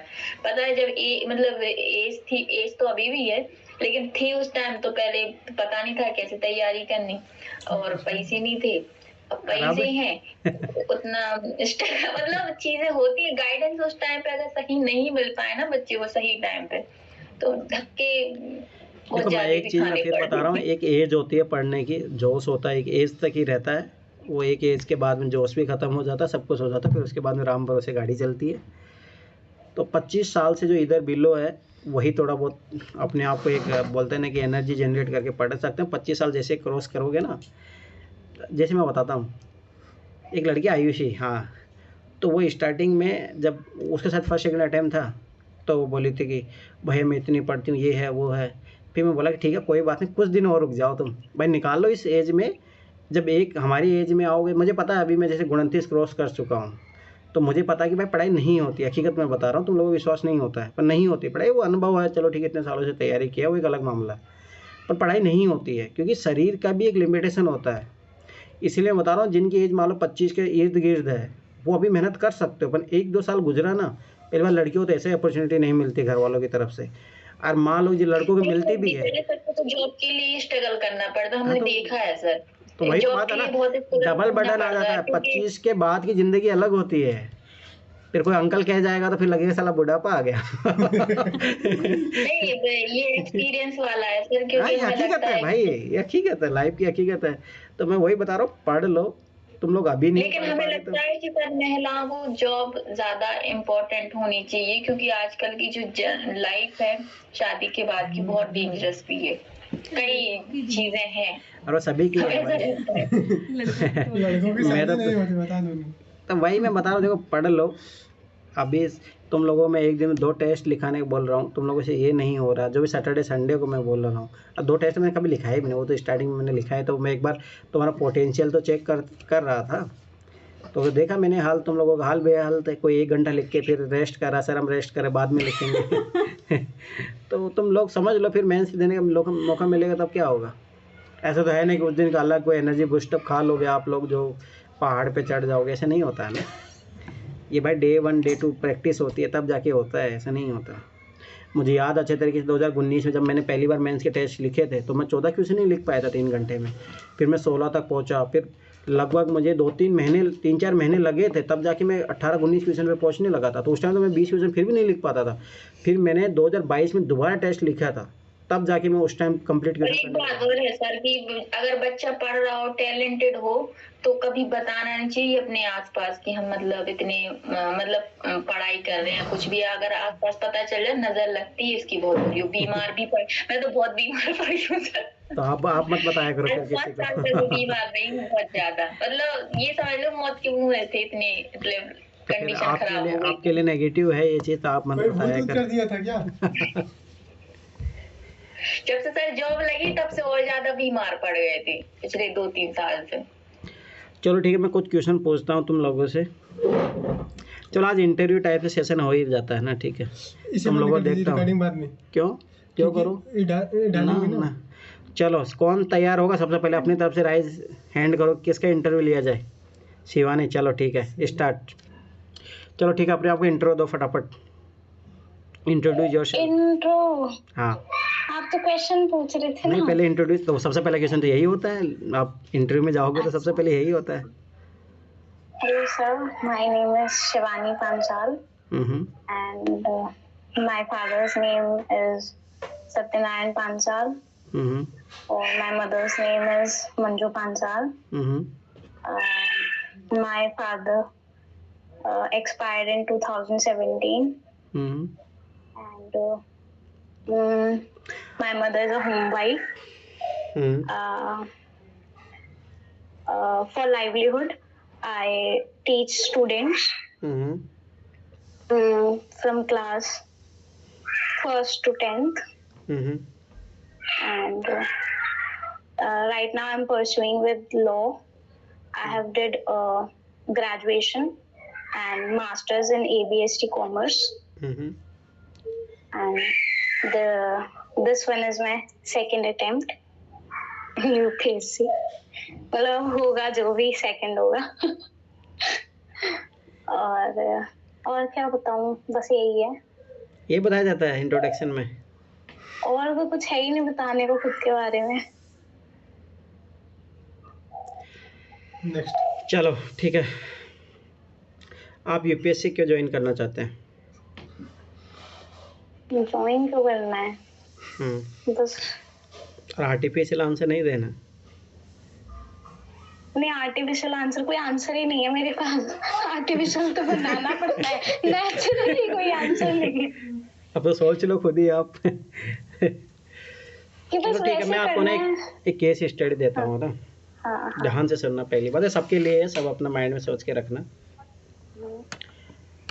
जैसे मोस्टली ऐसा होता है ना कि सोसाइटी में अपन देखते हैं कि बहुत सारी वुमेन्स ऐसी होती है कि जो उनके हस्बैंड कम उम्र में एक्सपायर कर जाते हैं, ठीक है।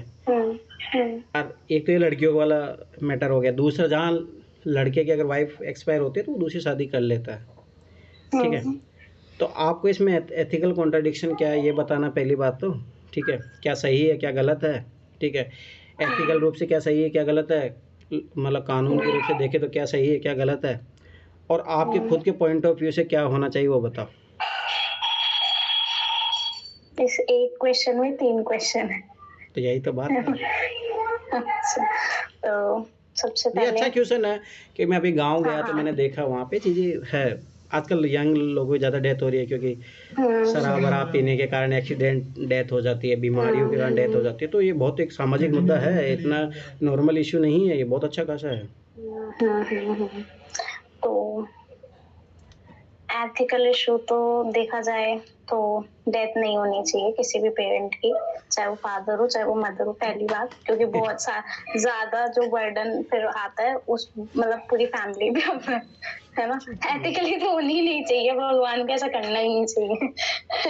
और एक ये इशू अगर एथिकली मैं देखूं कि मैन शादी कर लेता है तो विमेन को देखा जाए ना तो विमेन इस साइड देखती है कि नहीं मेरे बच्चे हैं, मैं वापस शादी कैसे कर सकती हूँ। क्यों लड़के के तो बच्चे हो जाते तो लड़के तब भी कर लेते। हाँ तो सुनो ना पूरी बात, है ना।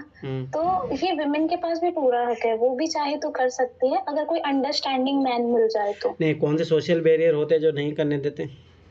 सोशल बैरियर्स तो इन लॉज होते हैं, सोसाइटी समाज ही ऐसी है पहली बात तो। और मम्मी के पीहर वाले भी ऐसे होते हैं कि नहीं नहीं हमारी बेटी ऐसे कैसे कर सकती। और मेन तो सोसाइटी होती है, आसपास के लोग बातें बनाएंगे। मेन तो इंडियन सोसाइटी में यही है कि मतलब लोग बातें बनाएंगे, इसी वजह से कुछ खोता नहीं है। अच्छा। और लॉ तो कहता है कि हाँ आप कर सकते हो, हिंदू लॉ में भी लिखा हुआ है, मोहम्मदन लॉ में भी मोहम्मदन लॉ का मेरे को पता नहीं, अभी मैंने पढ़ा नहीं। हिंदू लॉ में तो है कि हाँ आप कर सकते हो शादी दूसरी, चाहे आप मैन हो या विमेन हो। मदर में भी कर सकते हैं, मेरे को मैंने भी पढ़ा नहीं है। तो होता ही है, मतलब अगर ज्यादा कम एज का होता है तो करना ही पड़ता है, मतलब ऐसे मानते हैं कि जरूरी है। तो आपका पॉइंट ऑफ व्यू क्या होगा ये बताइए आप। वैसे तो सर कर लेना चाहिए, मतलब इसमें कोई इशू नहीं है क्योंकि सब चलो मैं आपको कंडीशन दे रहा हूँ। हाँ, एक वुमेन है 40 साल के समथिंग, उसके बच्चे हैं बड़े बड़े, मतलब चलो 12, 13, 14 साल के बच्चे हैं, तो ऐसी कंडीशन में क्या होगा? सर देखो जब 12-13 साल के बच्चे हैं तो थोड़े दिनों बाद वो बच्चे टीन हो जाएंगे और उसके बाद वो अडल्ट हो जाएंगे, तो अपना ध्यान खुद रख सकते हैं कुछ समय बाद, अडल्ट होने के बाद। ठीक है, तो ये प्रॉब्लम तो नहीं आनी चाहिए बच्चों वाली कि उनका ख्याल कौन रखेगा। दूसरी बात नहीं, ऐसा नहीं है कि सिस्टम जैसे कई जगह ऐसा होता है कि जैसे मान लो कोई वुमेन अगर सेकंड मैरिज करती है तो बच्चों को छोड़ के चली जाती है, वो सारे इश्यू भी होते हैं। ये कई जगह ऐसा होता है कि साथ में लेके चली जाती है, तो सर फिर बाद में ये भी तो इशू आ सकता है कि सामने वाला बंदा चाहता हो या नहीं चाहता हो रखना बच्चों को। हाँ तो यही तो देखो वुमेन्स के साथ यही दिक्कत होती है, यही तो दिक्कत होती है, तुम लोग यही तो आइडेंटिफाई नहीं कर पा रहे।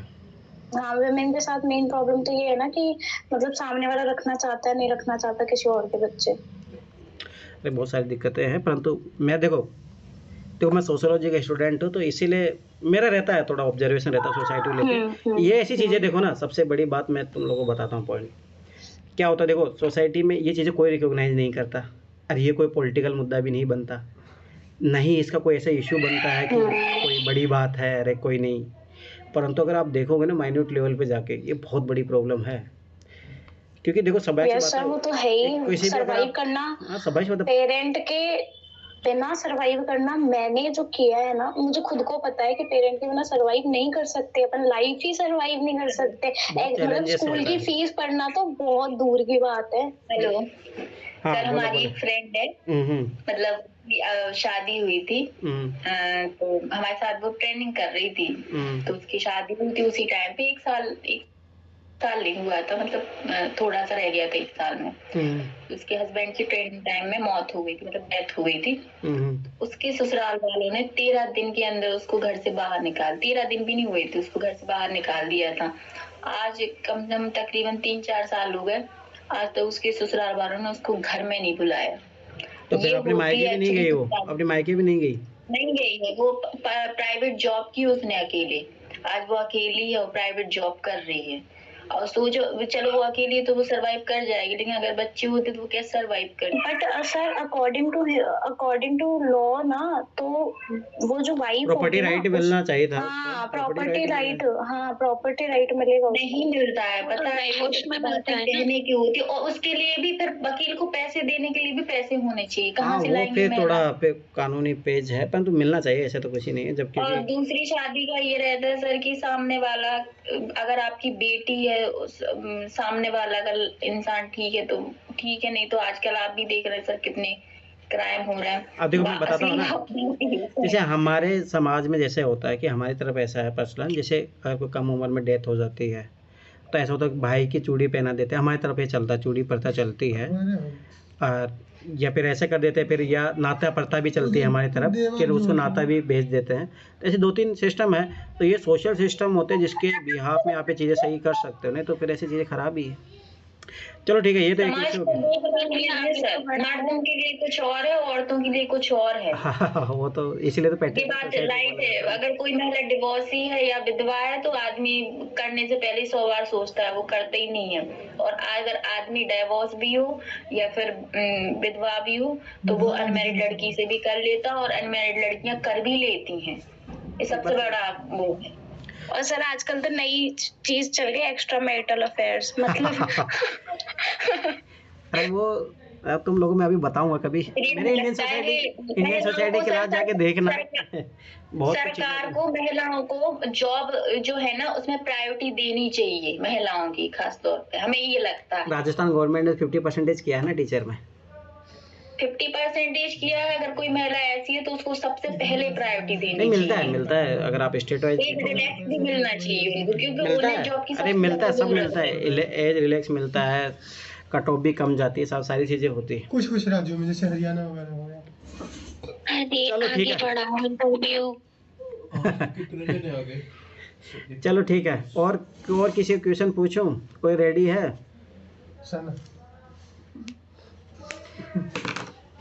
तुम लोग रेडी नहीं हो तो इंटरव्यू के लिए फिर मैं कैसे पूछूं? सर इसका सही उत्तर तो बताओ सर, आप सोशियोलॉजी के स्टूडेंट भी हो, इसका सही देखो उत्तर बताओ जो भी मैं बताता देखो, सबसे पहली बात है ना, मेरा जो पर्सनल पॉइंट ऑफ व्यू, देखो समाज क्या मानता मुझे उससे मतलब नहीं है, पर मेरा पर्सनल पॉइंट ऑफ व्यू है। देखो सोसाइटी के बैरियर होते हैं, बहुत सारी चीज़ें होती है, परंतु अगर आप मेंटली या इंडिविजुअली लेवल पे किसी से पूछोगे तो ये चीज़ होनी चाहिए, सेकंड मैरिज का ऑप्शन ज़रूर खुला रहना चाहिए, ठीक है। पर हाँ, उसमें सोसाइटी को कुछ रूल्स रेगुलेशन बनाने चाहिए ताकि देखो सोसाइटी का जो सामाजिक संतुलन है वो भी बना रहना ज़रूरी है। ऐसा नहीं कि आप उसको बिगाड़ के स्वच्छंदता नहीं ला सकते, वो भी ज़रूरी है, ठीक है। तो ज़रूरी है सेकंड मैरिज का ऑप्शन। जैसे आजकल तो ओल्ड एज मैरिज सिस्टम भी चल रहा है, क्योंकि देखो ओल्ड एज में क्या होता है कि कुछ जैसे मान लो 50-55 के बाद में लोग मर जाते हैं, पर जैसे वुमेन्स का क्या होता है कि पुरुष से उसकी कम एज ही होती है शादी में, तो वो लोग 10-15 साल जीते हैं। तो उनके कारण क्या होता है कि जैसे आजकल फैमिली में तुम्हें पता कोई ध्यान नहीं देता है, तो लॉनलीनेस, ये सब सारी चीज़ें आ जाती है, बहुत सारी चीज़ें होती है। तो वहाँ पे भी एक मैरिज का कॉन्सेप्ट चला है। जैसे मैंने 1-2 नई मूवी है ना, नई मूवी देखनी चाहिए, सोसाइटी में जो प्रोग्रेस चल रहा है उससे दिखता है, तो उसमें एक नया कॉन्सेप्ट ये भी आया है, ठीक है। तो वहाँ पे जब ये चीज़ पॉसिबल हो सकती है तो वो अभी क्यों नहीं हो सकती, करना चाहिए। हमारी तरफ तो है, जैसे 2-3 प्रथाएं है, परंतु वो भी इतनी अच्छे से इम्प्लीमेंट नहीं होती है, हर जगह नहीं होती है, दिक्कतें हैं, परंतु होनी चाहिए, ठीक है। मेरा तो मानना है पर्सनली पॉइंट ऑफ व्यू होना चाहिए। दूसरी बात, मैं जो इसके पक्ष में हूँ कि जैसे क्या लड़का न्यू मैरिज कर लेता है पर लड़कियों की न्यू मैरिज नहीं होती है, तो वहाँ पे मेरा मानना है कि सोसाइटी के प्रोग्रेस दिखाते हुए न्यू मैरिज का कॉन्सेप्ट भी आना चाहिए। नहीं है परंतु अभी प्रेजेंट में, परंतु आना चाहिए, ये तो ज़रूरी है। देखो ना, सोसाइटी को कभी भी आप एक पैमाने पे नहीं नाप सकते। सोसाइटी धीरे धीरे प्रोग्रेस करती है, परंतु कुछ प्रोग्रेसिव स्टेप उठाने चाहिए, होना चाहिए, परंतु वो सब ऐसी बात है। अरे अपन तो किसी भी तरीके से डिनाई नहीं करना चाहिए इस चीज़ को। सर ये रिवॉल्यूशन जो आया भाई कितने समय पहले आया था, जो राजा राम मोहन रॉय लाए थे रीमैरिज वाला, वो अभी तक इम्प्लीमेंट नहीं हुआ, अभी भी नहीं हुआ। पहले तो सर महिलाओं को वोट देने का भी अधिकार नहीं था, है ना?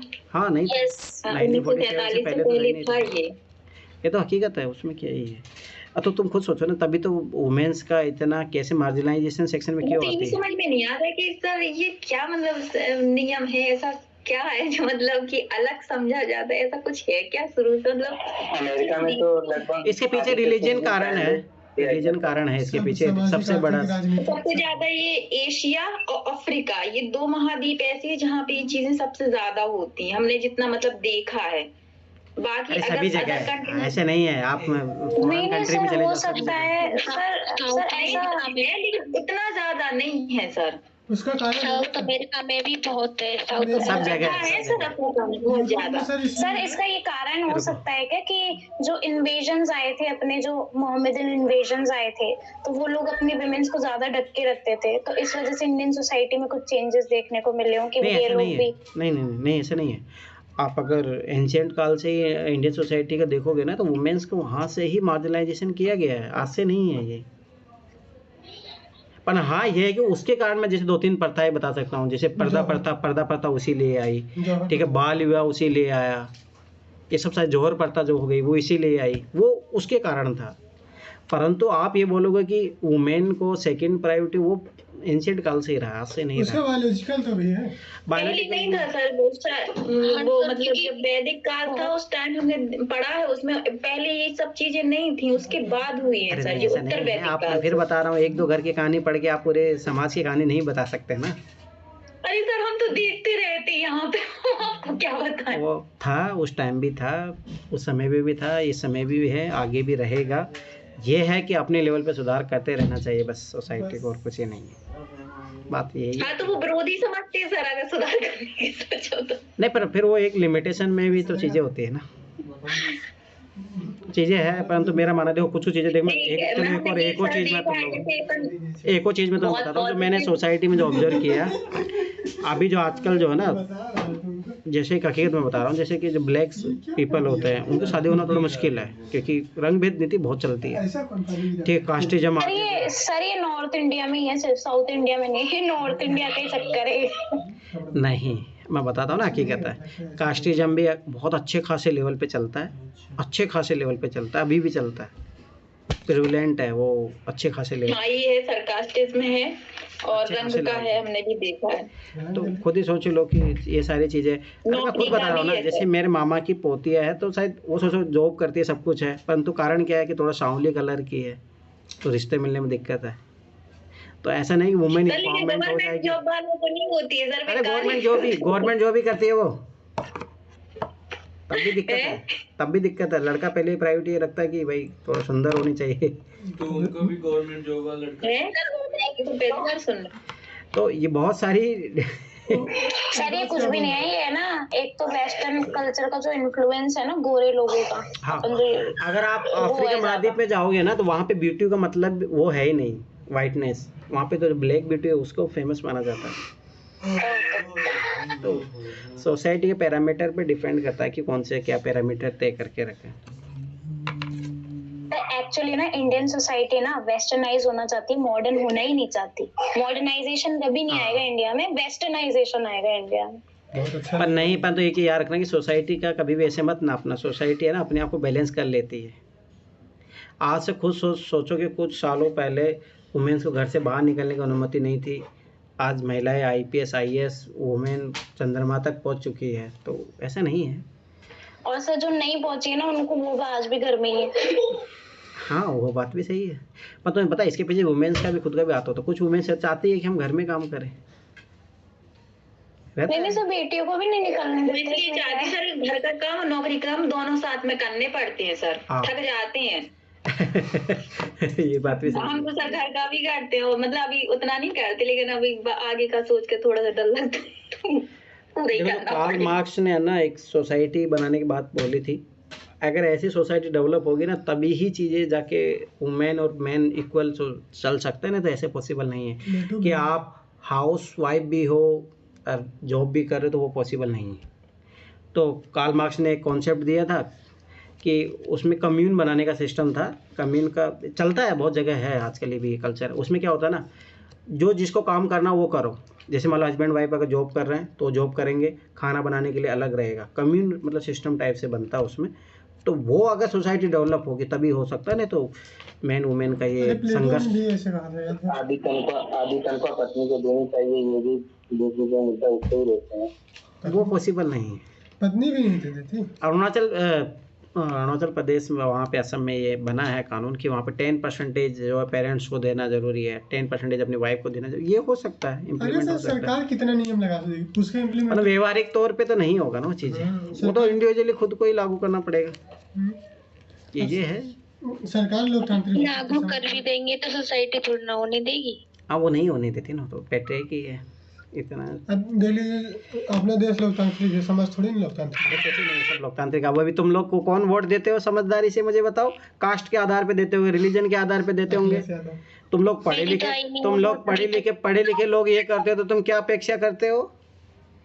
मुझे खुद नहीं बता सर, दो मैं तो तुम। पार्टी के आधार पे देती हूँ। तो वो इसका मतलब स्वाभाविक सी बात है, आप अपने लॉजिकल थिंकिंग को तो यूज नहीं कर रहे हो ना।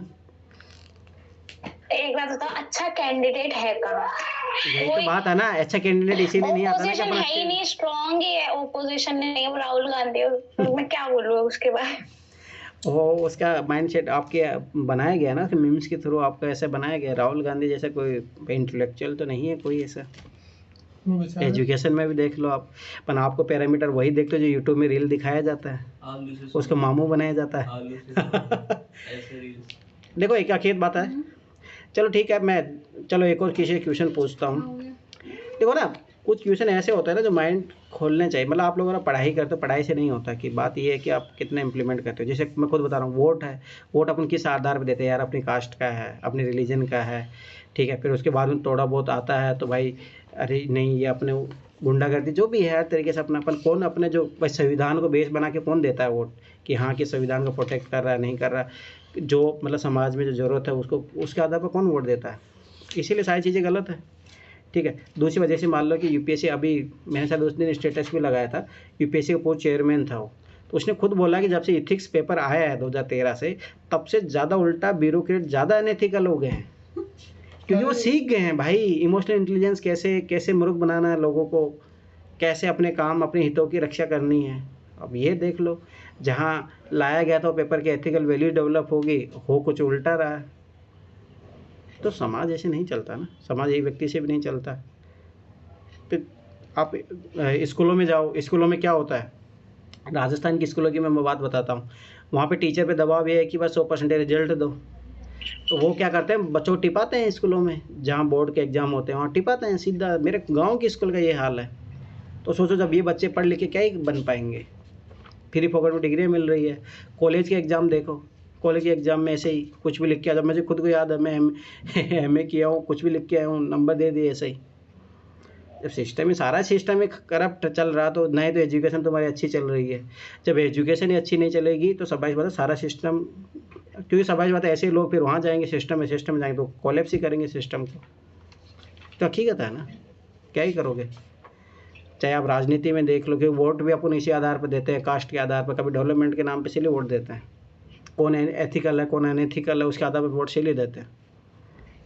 तो बहुत सारी चीज़ें हैं, इसलिए तो मेरा मानना है कि पढ़ने से ज़्यादा अच्छे एनालाइज करो। आप इथिक्स पढ़ रहे हो, पढ़ने से क्या ही हो रहा है जब आप जीवन में अप्लाई नहीं कर रहे।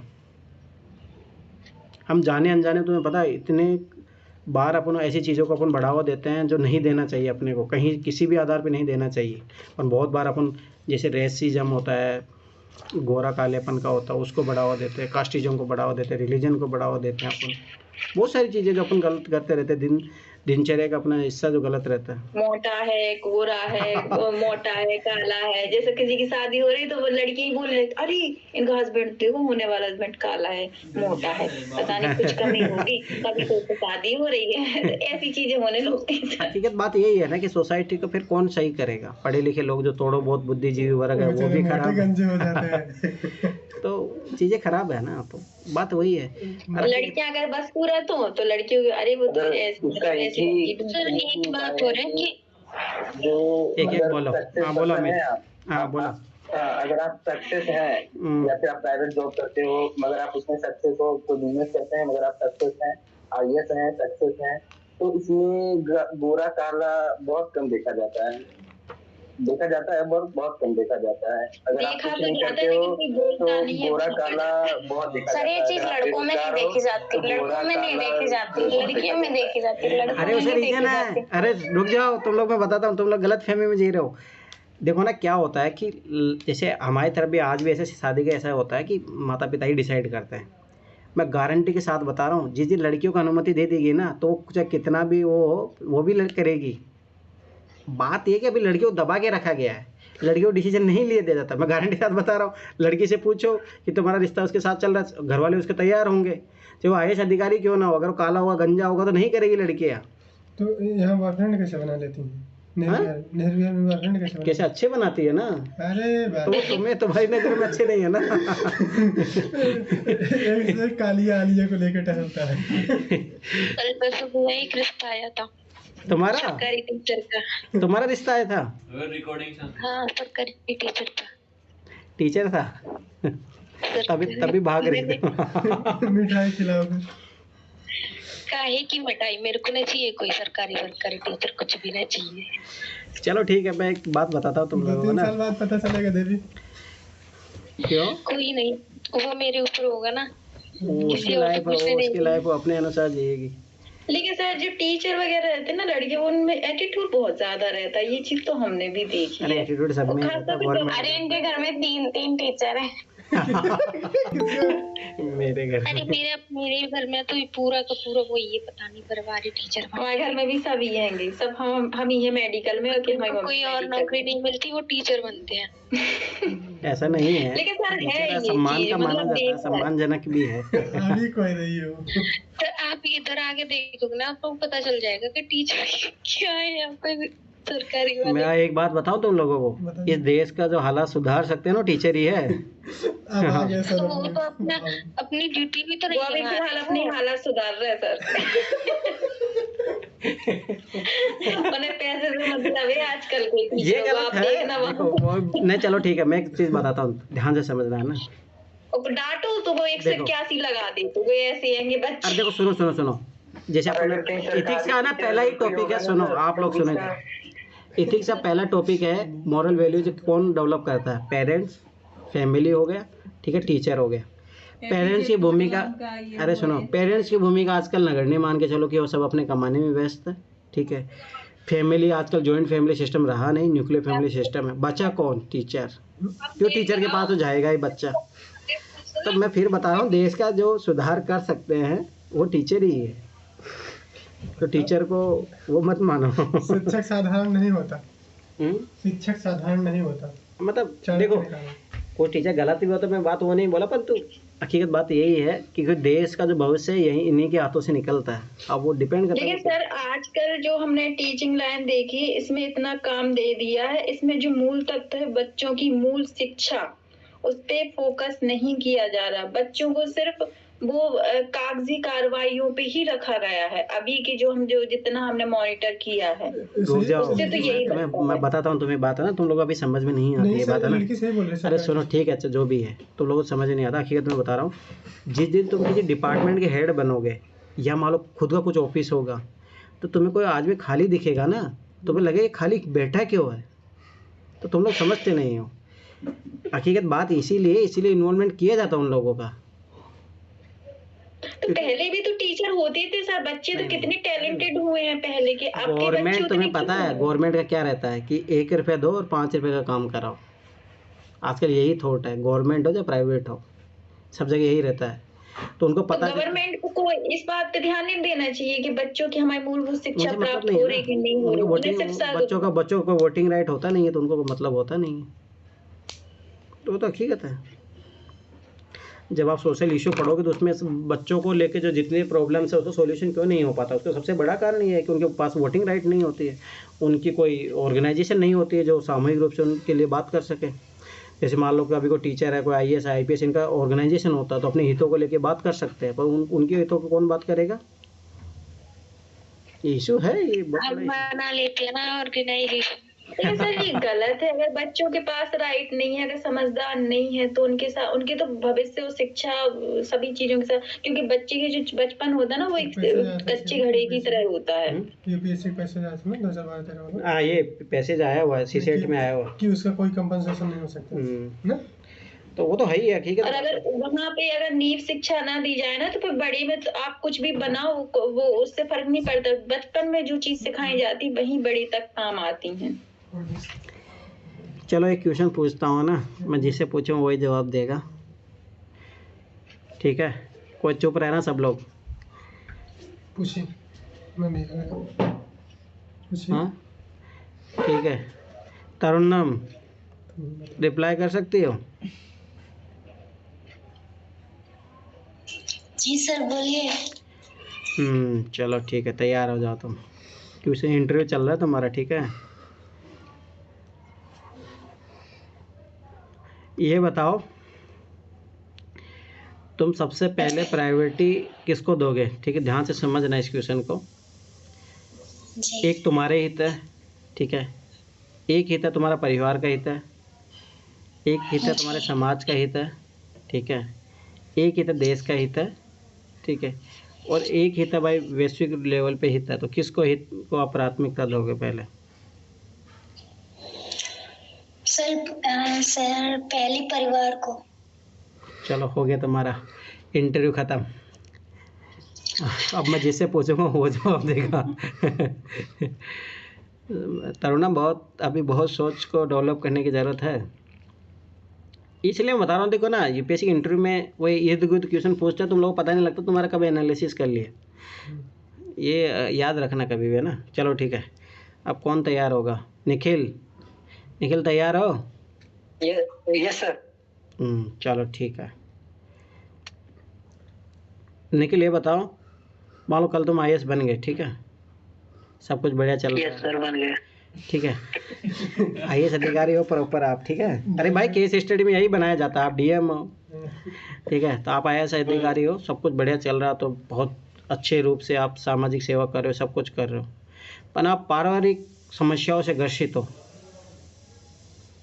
तो आप क्या डिसीजन लोगे? आप मतलब केस स्टडी 2023 में केस स्टडी आई भी थी, बताइए आप क्या पारिवारिक समस्या में, मतलब क्या उसमें रहेगा? आपकी बीवी से झगड़ा हो रहा है, मारपीट चल रही है, आप डोमेस्टिक वायलेंस कर रहे हो, टाइम पर नहीं आ पा रहे। आप अपनी वाइफ को टाइम नहीं दे रहे हो, बच्चों को टाइम नहीं दे रहे हो। आपकी वाइफ बोल रही चांद निकले हुए 1 घंटा हो गया और आप आए नहीं अभी तक। अब बताइए आप क्या करोगे? सर पहले जाएंगे उसको अच्छे से, जो भी है। नहीं समझ रही लड़कियां तो ऐसे नहीं समझती है। लड़कियों को लेके अब भाड़ में जाओ। ये तो गलत बात है, लड़कियां समझती हैं। अरे शादी के बाद नहीं समझती, आप समझते नहीं हो। अरे यार ठीक है, मैं यार केस स्टडी बना रहा हूँ। निखिल आप जवाब दीजिए, नहीं समझ रही हो, क्या करोगे आप? दो मुक्का मार के समझा दे। नहीं तो डोमेस्टिक वायलेंस बोलो निखिल, बताइए निखिल। नहीं समझेगी तो भाई क्वेश्चन रिपीट कर सकते हो? अरे क्वेश्चन यही है कि इसकी जो वर्किंग लाइफ हो बहुत बढ़िया चल रही है, उसमें कोई कमी नहीं है, ईमानदार हो, सब कुछ हो, पर इसके जो उस ईमानदारी के कारण इसको ये होता है। तुम लोगों का ना ऐसे नहीं लगता, देखो ना बहुत कम लोग होते हैं पहली बात ईमानदारी रास्ते पे चल पाते हैं, पर तुम्हें पता सबसे बड़ा भुगतान उनकी फैमिली को करना पड़ता है, ये हकीकत है।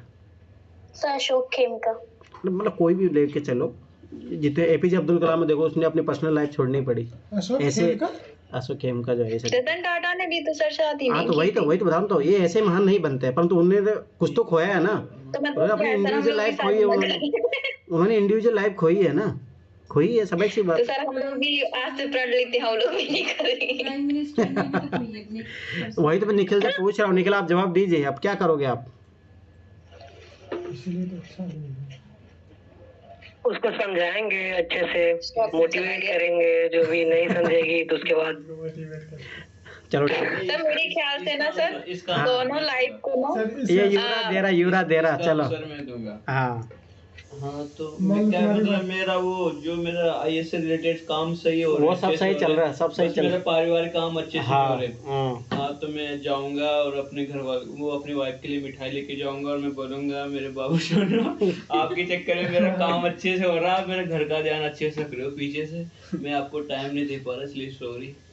तेरे को उठा के फेंक देंगे। अरे भाई साहब गाली सुनना पड़ेगा, वो सुनना पड़ेगा और वैसे भी। चलो काजल दे रही है जवाब। काजल बोलो तुम क्या करोगे ऐसे? सर अगर मैं होंगी तो मैं ये पहले तो समझाने की कोशिश करूंगी और अपने ऑफिस टाइम में जो वर्किंग डे उसमें से भी थोड़ा थोड़ा टाइम अपनी वाइफ के लिए निकालूंगी, जिससे वो भी खुश रहे। और वर्क सर हम बोले जहाँ तक कोशिश। हाँ बोलो सर हम बता रहे इसमें क्या करना है एक्चुअली। देखो लाइफ में ये चीजें ना हमेशा चलती रहती हैं, लेकिन जब काम की बात आए तो काम पे फोकस होना चाहिए, उसमें कोई काम में कोताही नहीं बरतनी चाहिए। ऑफिस का काम अलग होना चाहिए और पर्सनल काम अलग होना चाहिए। लाइफ को अगर एक दूसरे में मिलाओगे तो कंफ्यूजन भी पैदा करती है और दोनों ही काम अच्छे से नहीं हो पाते हैं। तो कोशिश करें कि आपकी जो पर्सनल लाइफ है वो आप अलग रखें और प्रोफेशनल लाइफ अलग रखें। प्रोफेशनल लाइफ ना, रुक जाओ, जो तुम अभी जॉब कर रहे हो ना, ये आपका टाइम टू टाइम होता है।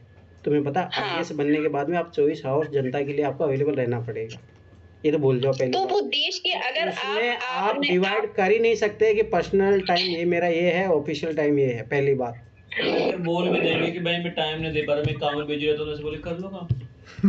नहीं, अगर उसमें देश के हित के लिए काम अगर पहले है, नहीं जैसे अगर देश के लिए काम है, वो इमरजेंसी वाला काम है, तो आपको ये समझना होगा कि आपके लिए सबसे पहले कौन सा काम मतलब ज्यादा जरूरी है। अगर देश के लिए है, समाज के लिए, कलेक्टिव ये ऐसी चीज तुम बोलो।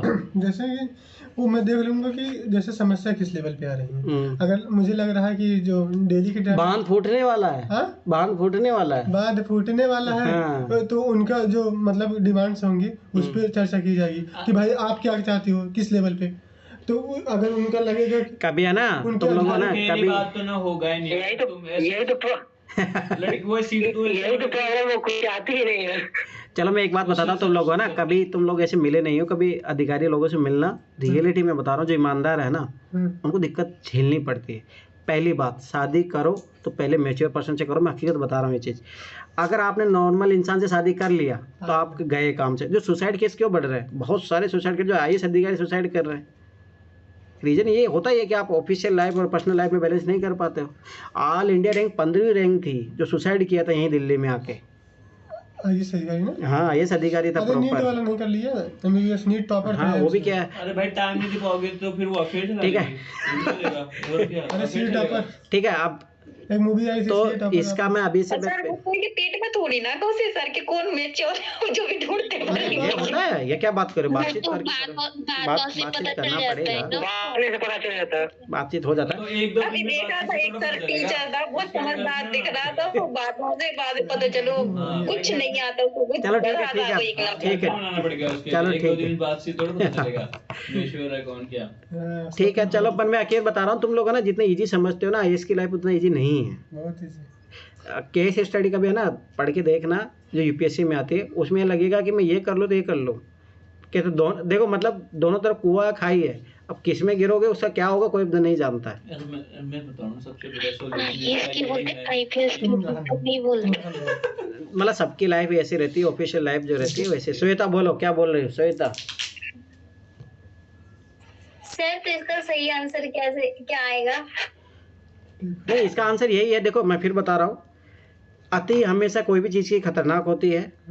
अति मतलब अपने आप को बहुत ज़्यादा ईमानदार दिखाने के लिए बहुत ज़्यादा प्रयास करना, तो कुछ ना कुछ चीज़ छोड़ोगे आप, पहली बात। पर इसका मतलब ये भी नहीं कि बेईमान बन जाना है, परंतु ऐसे बोलते ना फटे में वो मत टांग मत डालो जबरदस्ती। मतलब बहुत सारे है ना IAS अधिकारियों की IPS की जान भी चली जाती है इसी कारणों से, मैं पहले बता रहा हूँ।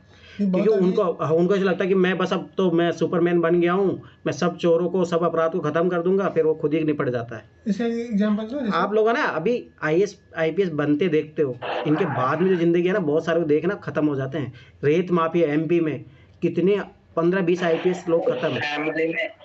बिहार में फैमिली में ना सर बिना बात के ना कोई बहस नहीं करनी चाहिए, 1% भी नहीं। अगर कोई बिना मतलब से कोई बात चल रही हो तो आप उसमें 1% भी योगदान मत दो, वरना पूरा घर बर्बाद हो सकता है सर। हाँ, मतलब उसमें एक साइलेंट सुनना चाहिए कि जो जब तक आप तक पॉइंट ऑफ व्यू नहीं आपको पता कि चीज़ पे विवाद चल रहा क्या है, सारी चीज़ें तो मैं वही बता रहा हूँ। तुम लोग है ना, अभी तो पहली बात तो IAS बनने से पहले संघर्ष अलग है, IAS बनने के बाद में इतनी ईजी नहीं रहती लाइफ।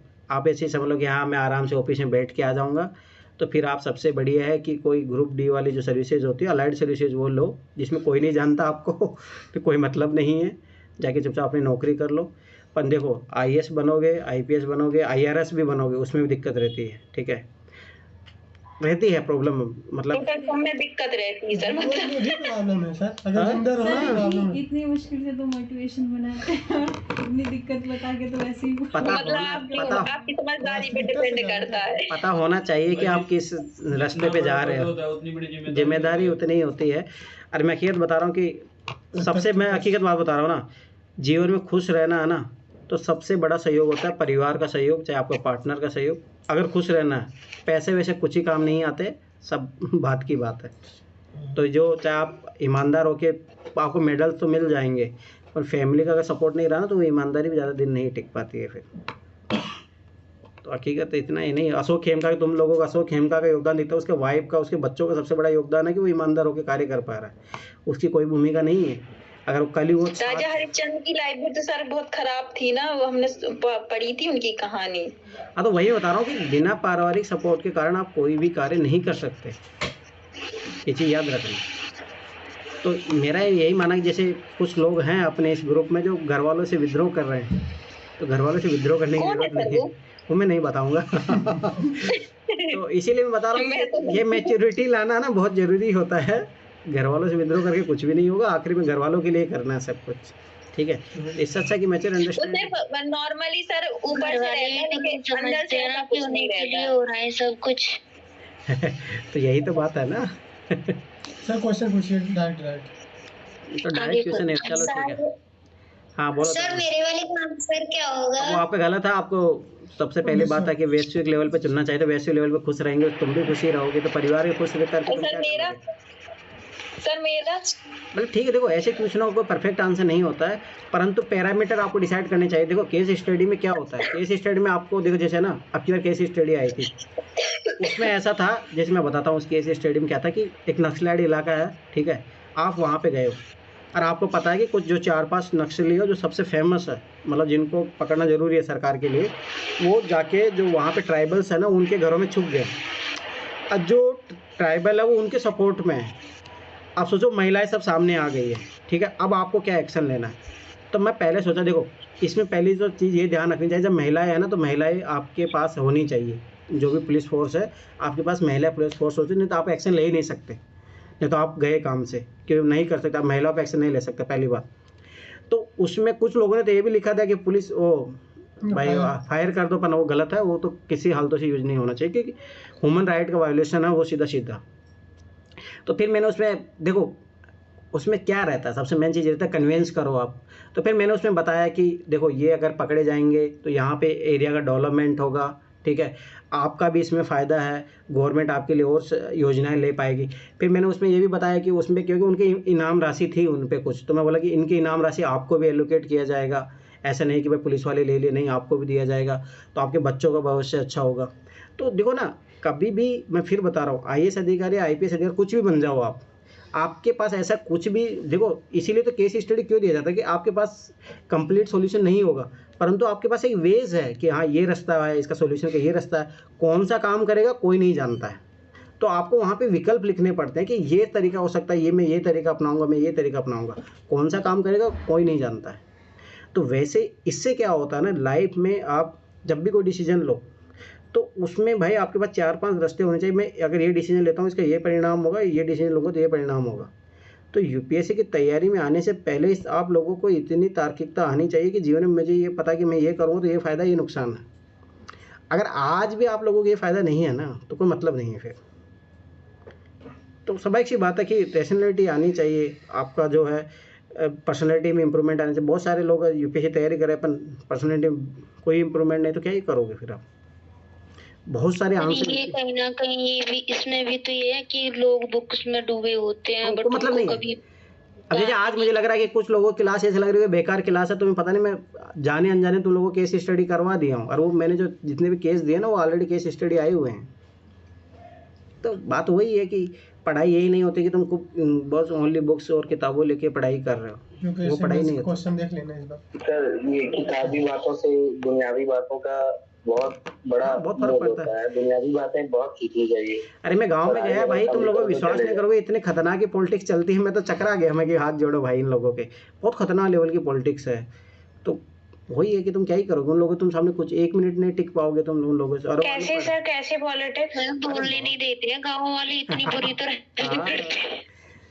तो वही चीज़ है कि तुम्हारा ज्ञान सब धरा रह जाता, तुम किताबी नॉलेज कुछ ही काम नहीं आता जब तक व्यवहारिक ज्ञान नहीं है तुम लोगों के पास। तभी तो मैं घर रहता हूँ ज़्यादा। उससे पहले तो आपके संस्कारों को होना चाहिए कि कैसा है, बीच में बोलता है, डराया जाता है फिर समझाया जाता है। गाँव वालों को मैं हकीकत बता रहा हूँ, सबसे बेस्ट तरीका यही है कि उन लोगों का तुम सुनने लगे तो तुम लोग गए काम से सर।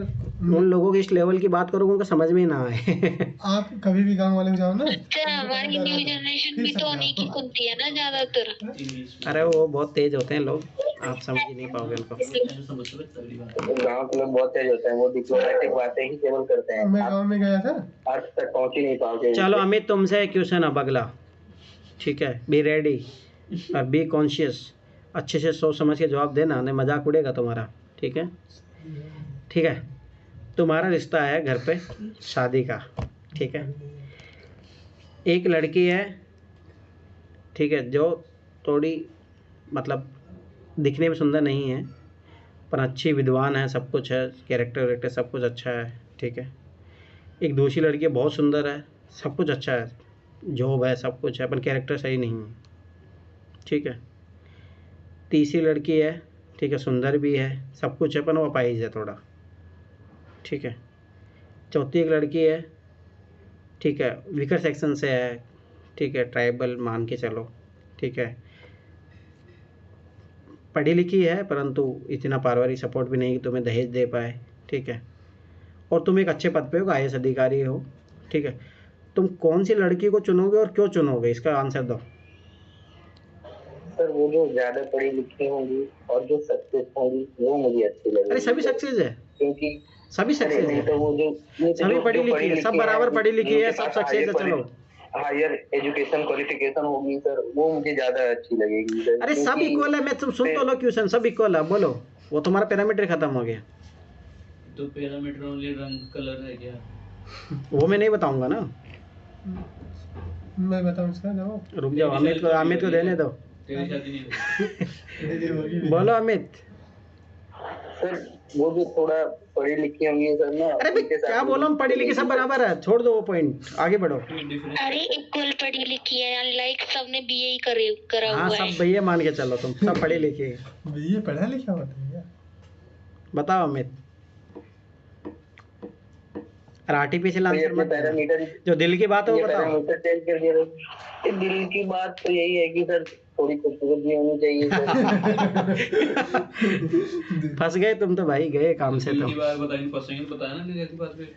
यही तो बात है, दिल को मार के दिमाग से काम किया करो। चलो रमेश तुम बताओ। अरे मैं अपनी, अगर मैं IAS हूँ तो मैं वीकर सेक्शन से शादी करूंगा और जो मेच्योर हो मेरे टाइप की हूँ। क्यों? क्योंकि सर देखो मैं तो सक्सेसफुल हूँ तो फाइनेंशियली तो मैं उसका सपोर्ट कर ही सकता हूँ, तो इस फाइनेंस वाला उसका समझ हो गया। बाकी रही जनजाति, कोई प्रॉब्लम नहीं, जनजाति है तो कोई दिक्कत नहीं, उसको एक नई दुनिया मिलेगी, अब मुझे उससे नई संस्कृति सीखने को मिलेगा। बात खत्म। सब एग्री हो इसके आंसर से?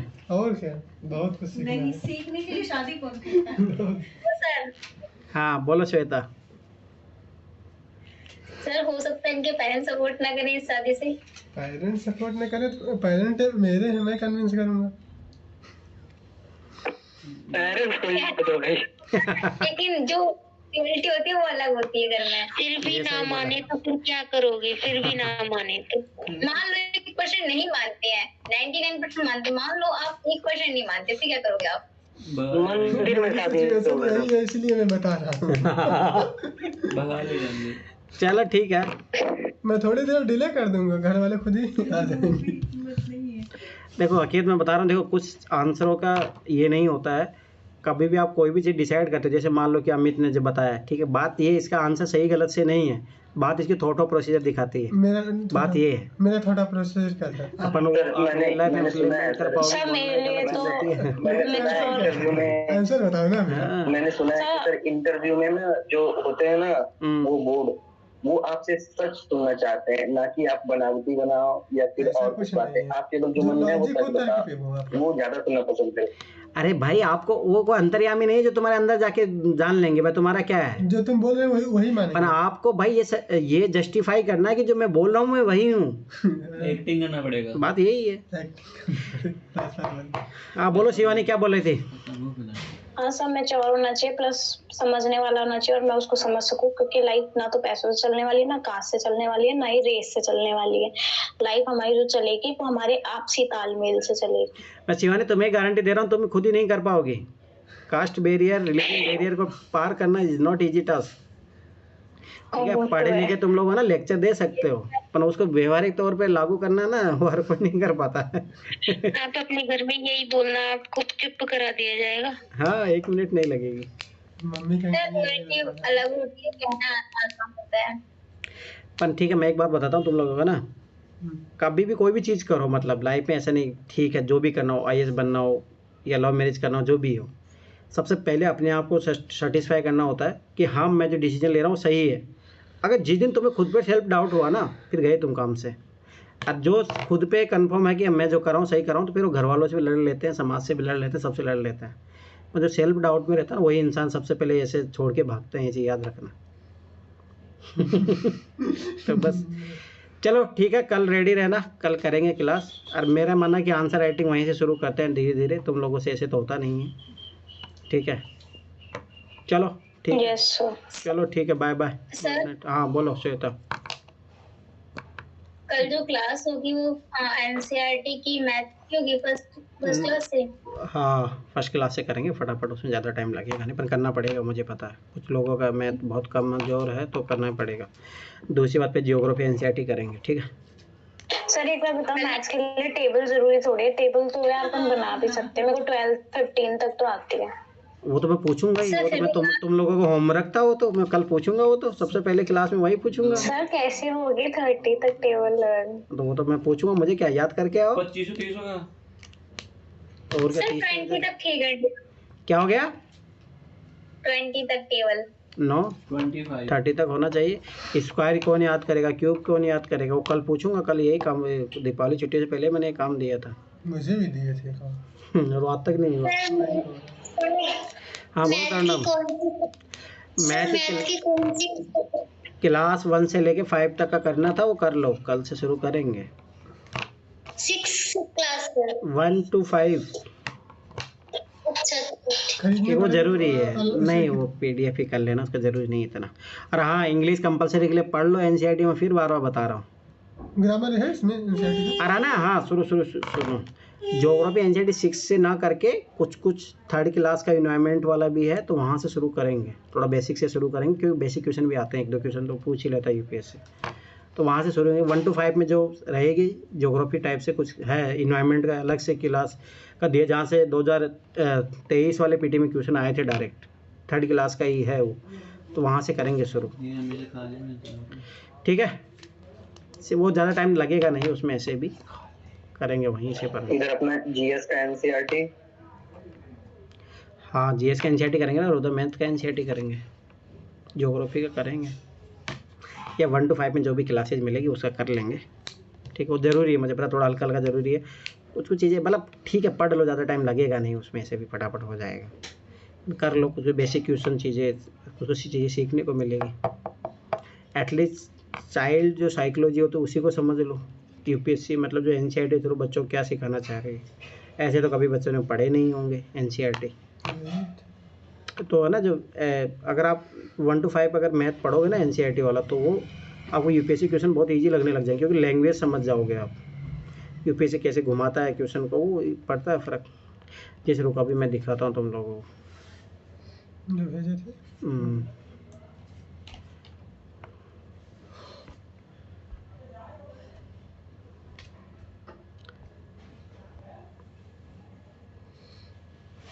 जैसे 2nd क्लास का ही है।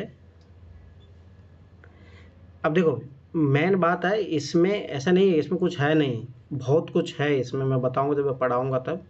इसमें बहुत कुछ है सीखने का, जहाँ से क्वेश्चन डायरेक्ट उठ के आते हैं। अब देखो क्या लंबा है, गोल है, UPSC में 2018 में भी क्वेश्चन आया है। ठीक है, अब ये इस टाइप का ये है। ठीक है, इसमें ऐसा नहीं, चलो ठीक है, अपन गेम वेम खेलने के लिए इसको तुम यूज़ कर सकते हो, इतना कुछ ज़्यादा नहीं। अब देखो इस टाइप का क्वेश्चन आया हुआ है, 2018 में भी आया हुआ है, 2019 में भी आया हुआ है। ठीक है, ऐसा कुछ है नहीं खास इनमें, परंतु इनमें कॉन्सेप्ट है, मैं फिर बार बार बता रहा हूँ, जहाँ से डायरेक्ट क्वेश्चन बने हैं। ठीक है, एक बार भी कर लोगे फटाफट, तो इसमें इससे कितना कोई खास है नहीं, परंतु है जो वो चीज़ें हैं, जो कॉन्सेप्ट है इसमें, जहाँ से क्वेश्चन बनते हैं। अब देखो ये वाला क्वेश्चन 2018 या 2020 में आया था, कि एक कागज़ है जिसको तुम ऐसे फोल्ड करके काटोगे, ये सेम इसी कॉन्सेप्ट पे ठीक है। अभी से पेड़ बनाना सिखा दिया, पर उसमें ऐसे बताता है कि कितना वो फोल्डिंग होगा, ऐसा क्वेश्चन आया हुआ और मैं दिखा भी दूंगा तुम लोगों को, ठीक है। इसमें पैसे वाला क्वेश्चन है, वो भी आया हुआ, देखना आगे है, ये रहा, ठीक है। अब प्रोबेबिलिटी वाला धीरे धीरे यहाँ से कुछ कुछ कॉन्सेप्ट सीखोगे तुम, ठीक है। अब ये है बच्चों वाला, परंतु इसमें कुछ कुछ चीज़ें ऐसी है जो आपको डायरेक्ट यूपीएससी में क्वेश्चन में मिलेंगे वहाँ पे। सोचने का तरीका हाँ, बात वही है। अब देखो, याद करो इस टाइप के क्वेश्चन, लेस देन जो रीजनिंग में क्वेश्चन आते हैं वो यहाँ से आप सीखोगे। तो वही मैं बता रहा हूँ, है कुछ भी नहीं इनमें, परंतु बहुत सारी चीज़ें ऐसी है जो सीखोगे आप। कॉन्सेप्ट है जिनका मान लो बिल्कुल ही मैथ वीक है, तो अपन धीरे धीरे लैंग्वेज पढ़ना सीख जाओगे, तो वो फ़ायदा है इसमें। ज़्यादा टाइम लगेगा नहीं इसमें, ऐसा किया तो है ही आप लोगों ने, तो फटाफट पर मैं जहाँ कुछ इंपॉर्टेंट चीज़ें होगी मैं करवा दूंगा सर्किल, ठीक है। जहाँ पे कुछ चीज़ें लगेगी हाँ कि ये काम की है चीज़ें, तो वो कर लेंगे अपन। देखो रुको, एक बार मैं बताता हूँ जो अपन ज्योग्राफी वाली इन्वायरमेंट की है, 3rd क्लास में ही है, मैंने देखी और चेक किया था मैंने बुक।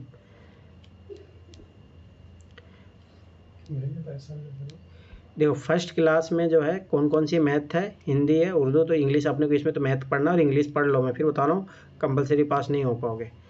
क्लास 2 में ज़्यादा नहीं है, इसमें भी वही है, पर क्लास 3 से है इन्वायरमेंट की, मुझे पता है, देखना इसमें आएगी। अब ये देखो, मैथमेटिक्स है, द वर्ल्ड अराउंड, इसमें अपने वर्ल्ड के तरफ क्या है, आर्ट क्या है। अब ये यहाँ से थोड़ा थोड़ा पढ़ना शुरू कर देना। अब देखो यही वाला है,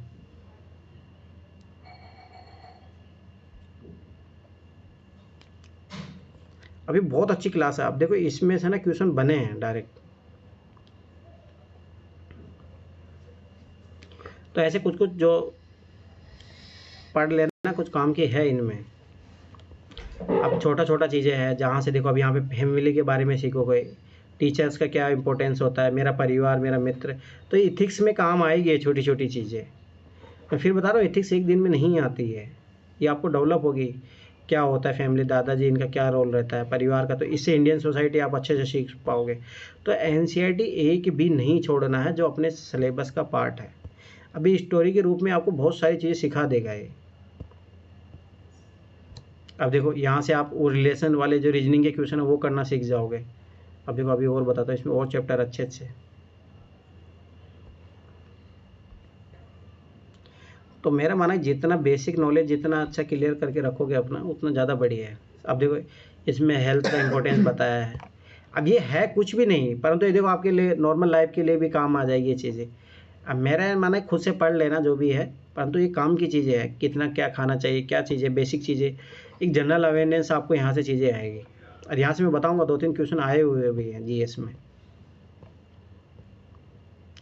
तो वही है कि ये चीज़ें ओनली ऑब्जर्वेशन के लिए है कि अरे मेरा मानना है कि जब मान लो कि देखो रील चलाने से अच्छा है इन एनसीईआरटी को पढ़ लो, बहुत काम आएगी जीवन में। तो रील देखने से अच्छा ये चीज़ कर लो। चलो ठीक है, कल शुरू करेंगे 6 क्लास की एनसीईआरटी शुरू करेंगे। अगर मैं पढ़ूंगा इन एनसीईआरटी को फिर मैं बता दूंगा कुछ कुछ काम की चीज़ें रहेगी, ठीक है। उधर मैथ की एनसीईआरटी फर्स्ट से शुरू कर देंगे, वही काम की। चलो ठीक है, बाय बाय, गुड नाइट, सो जाओ सब लोग।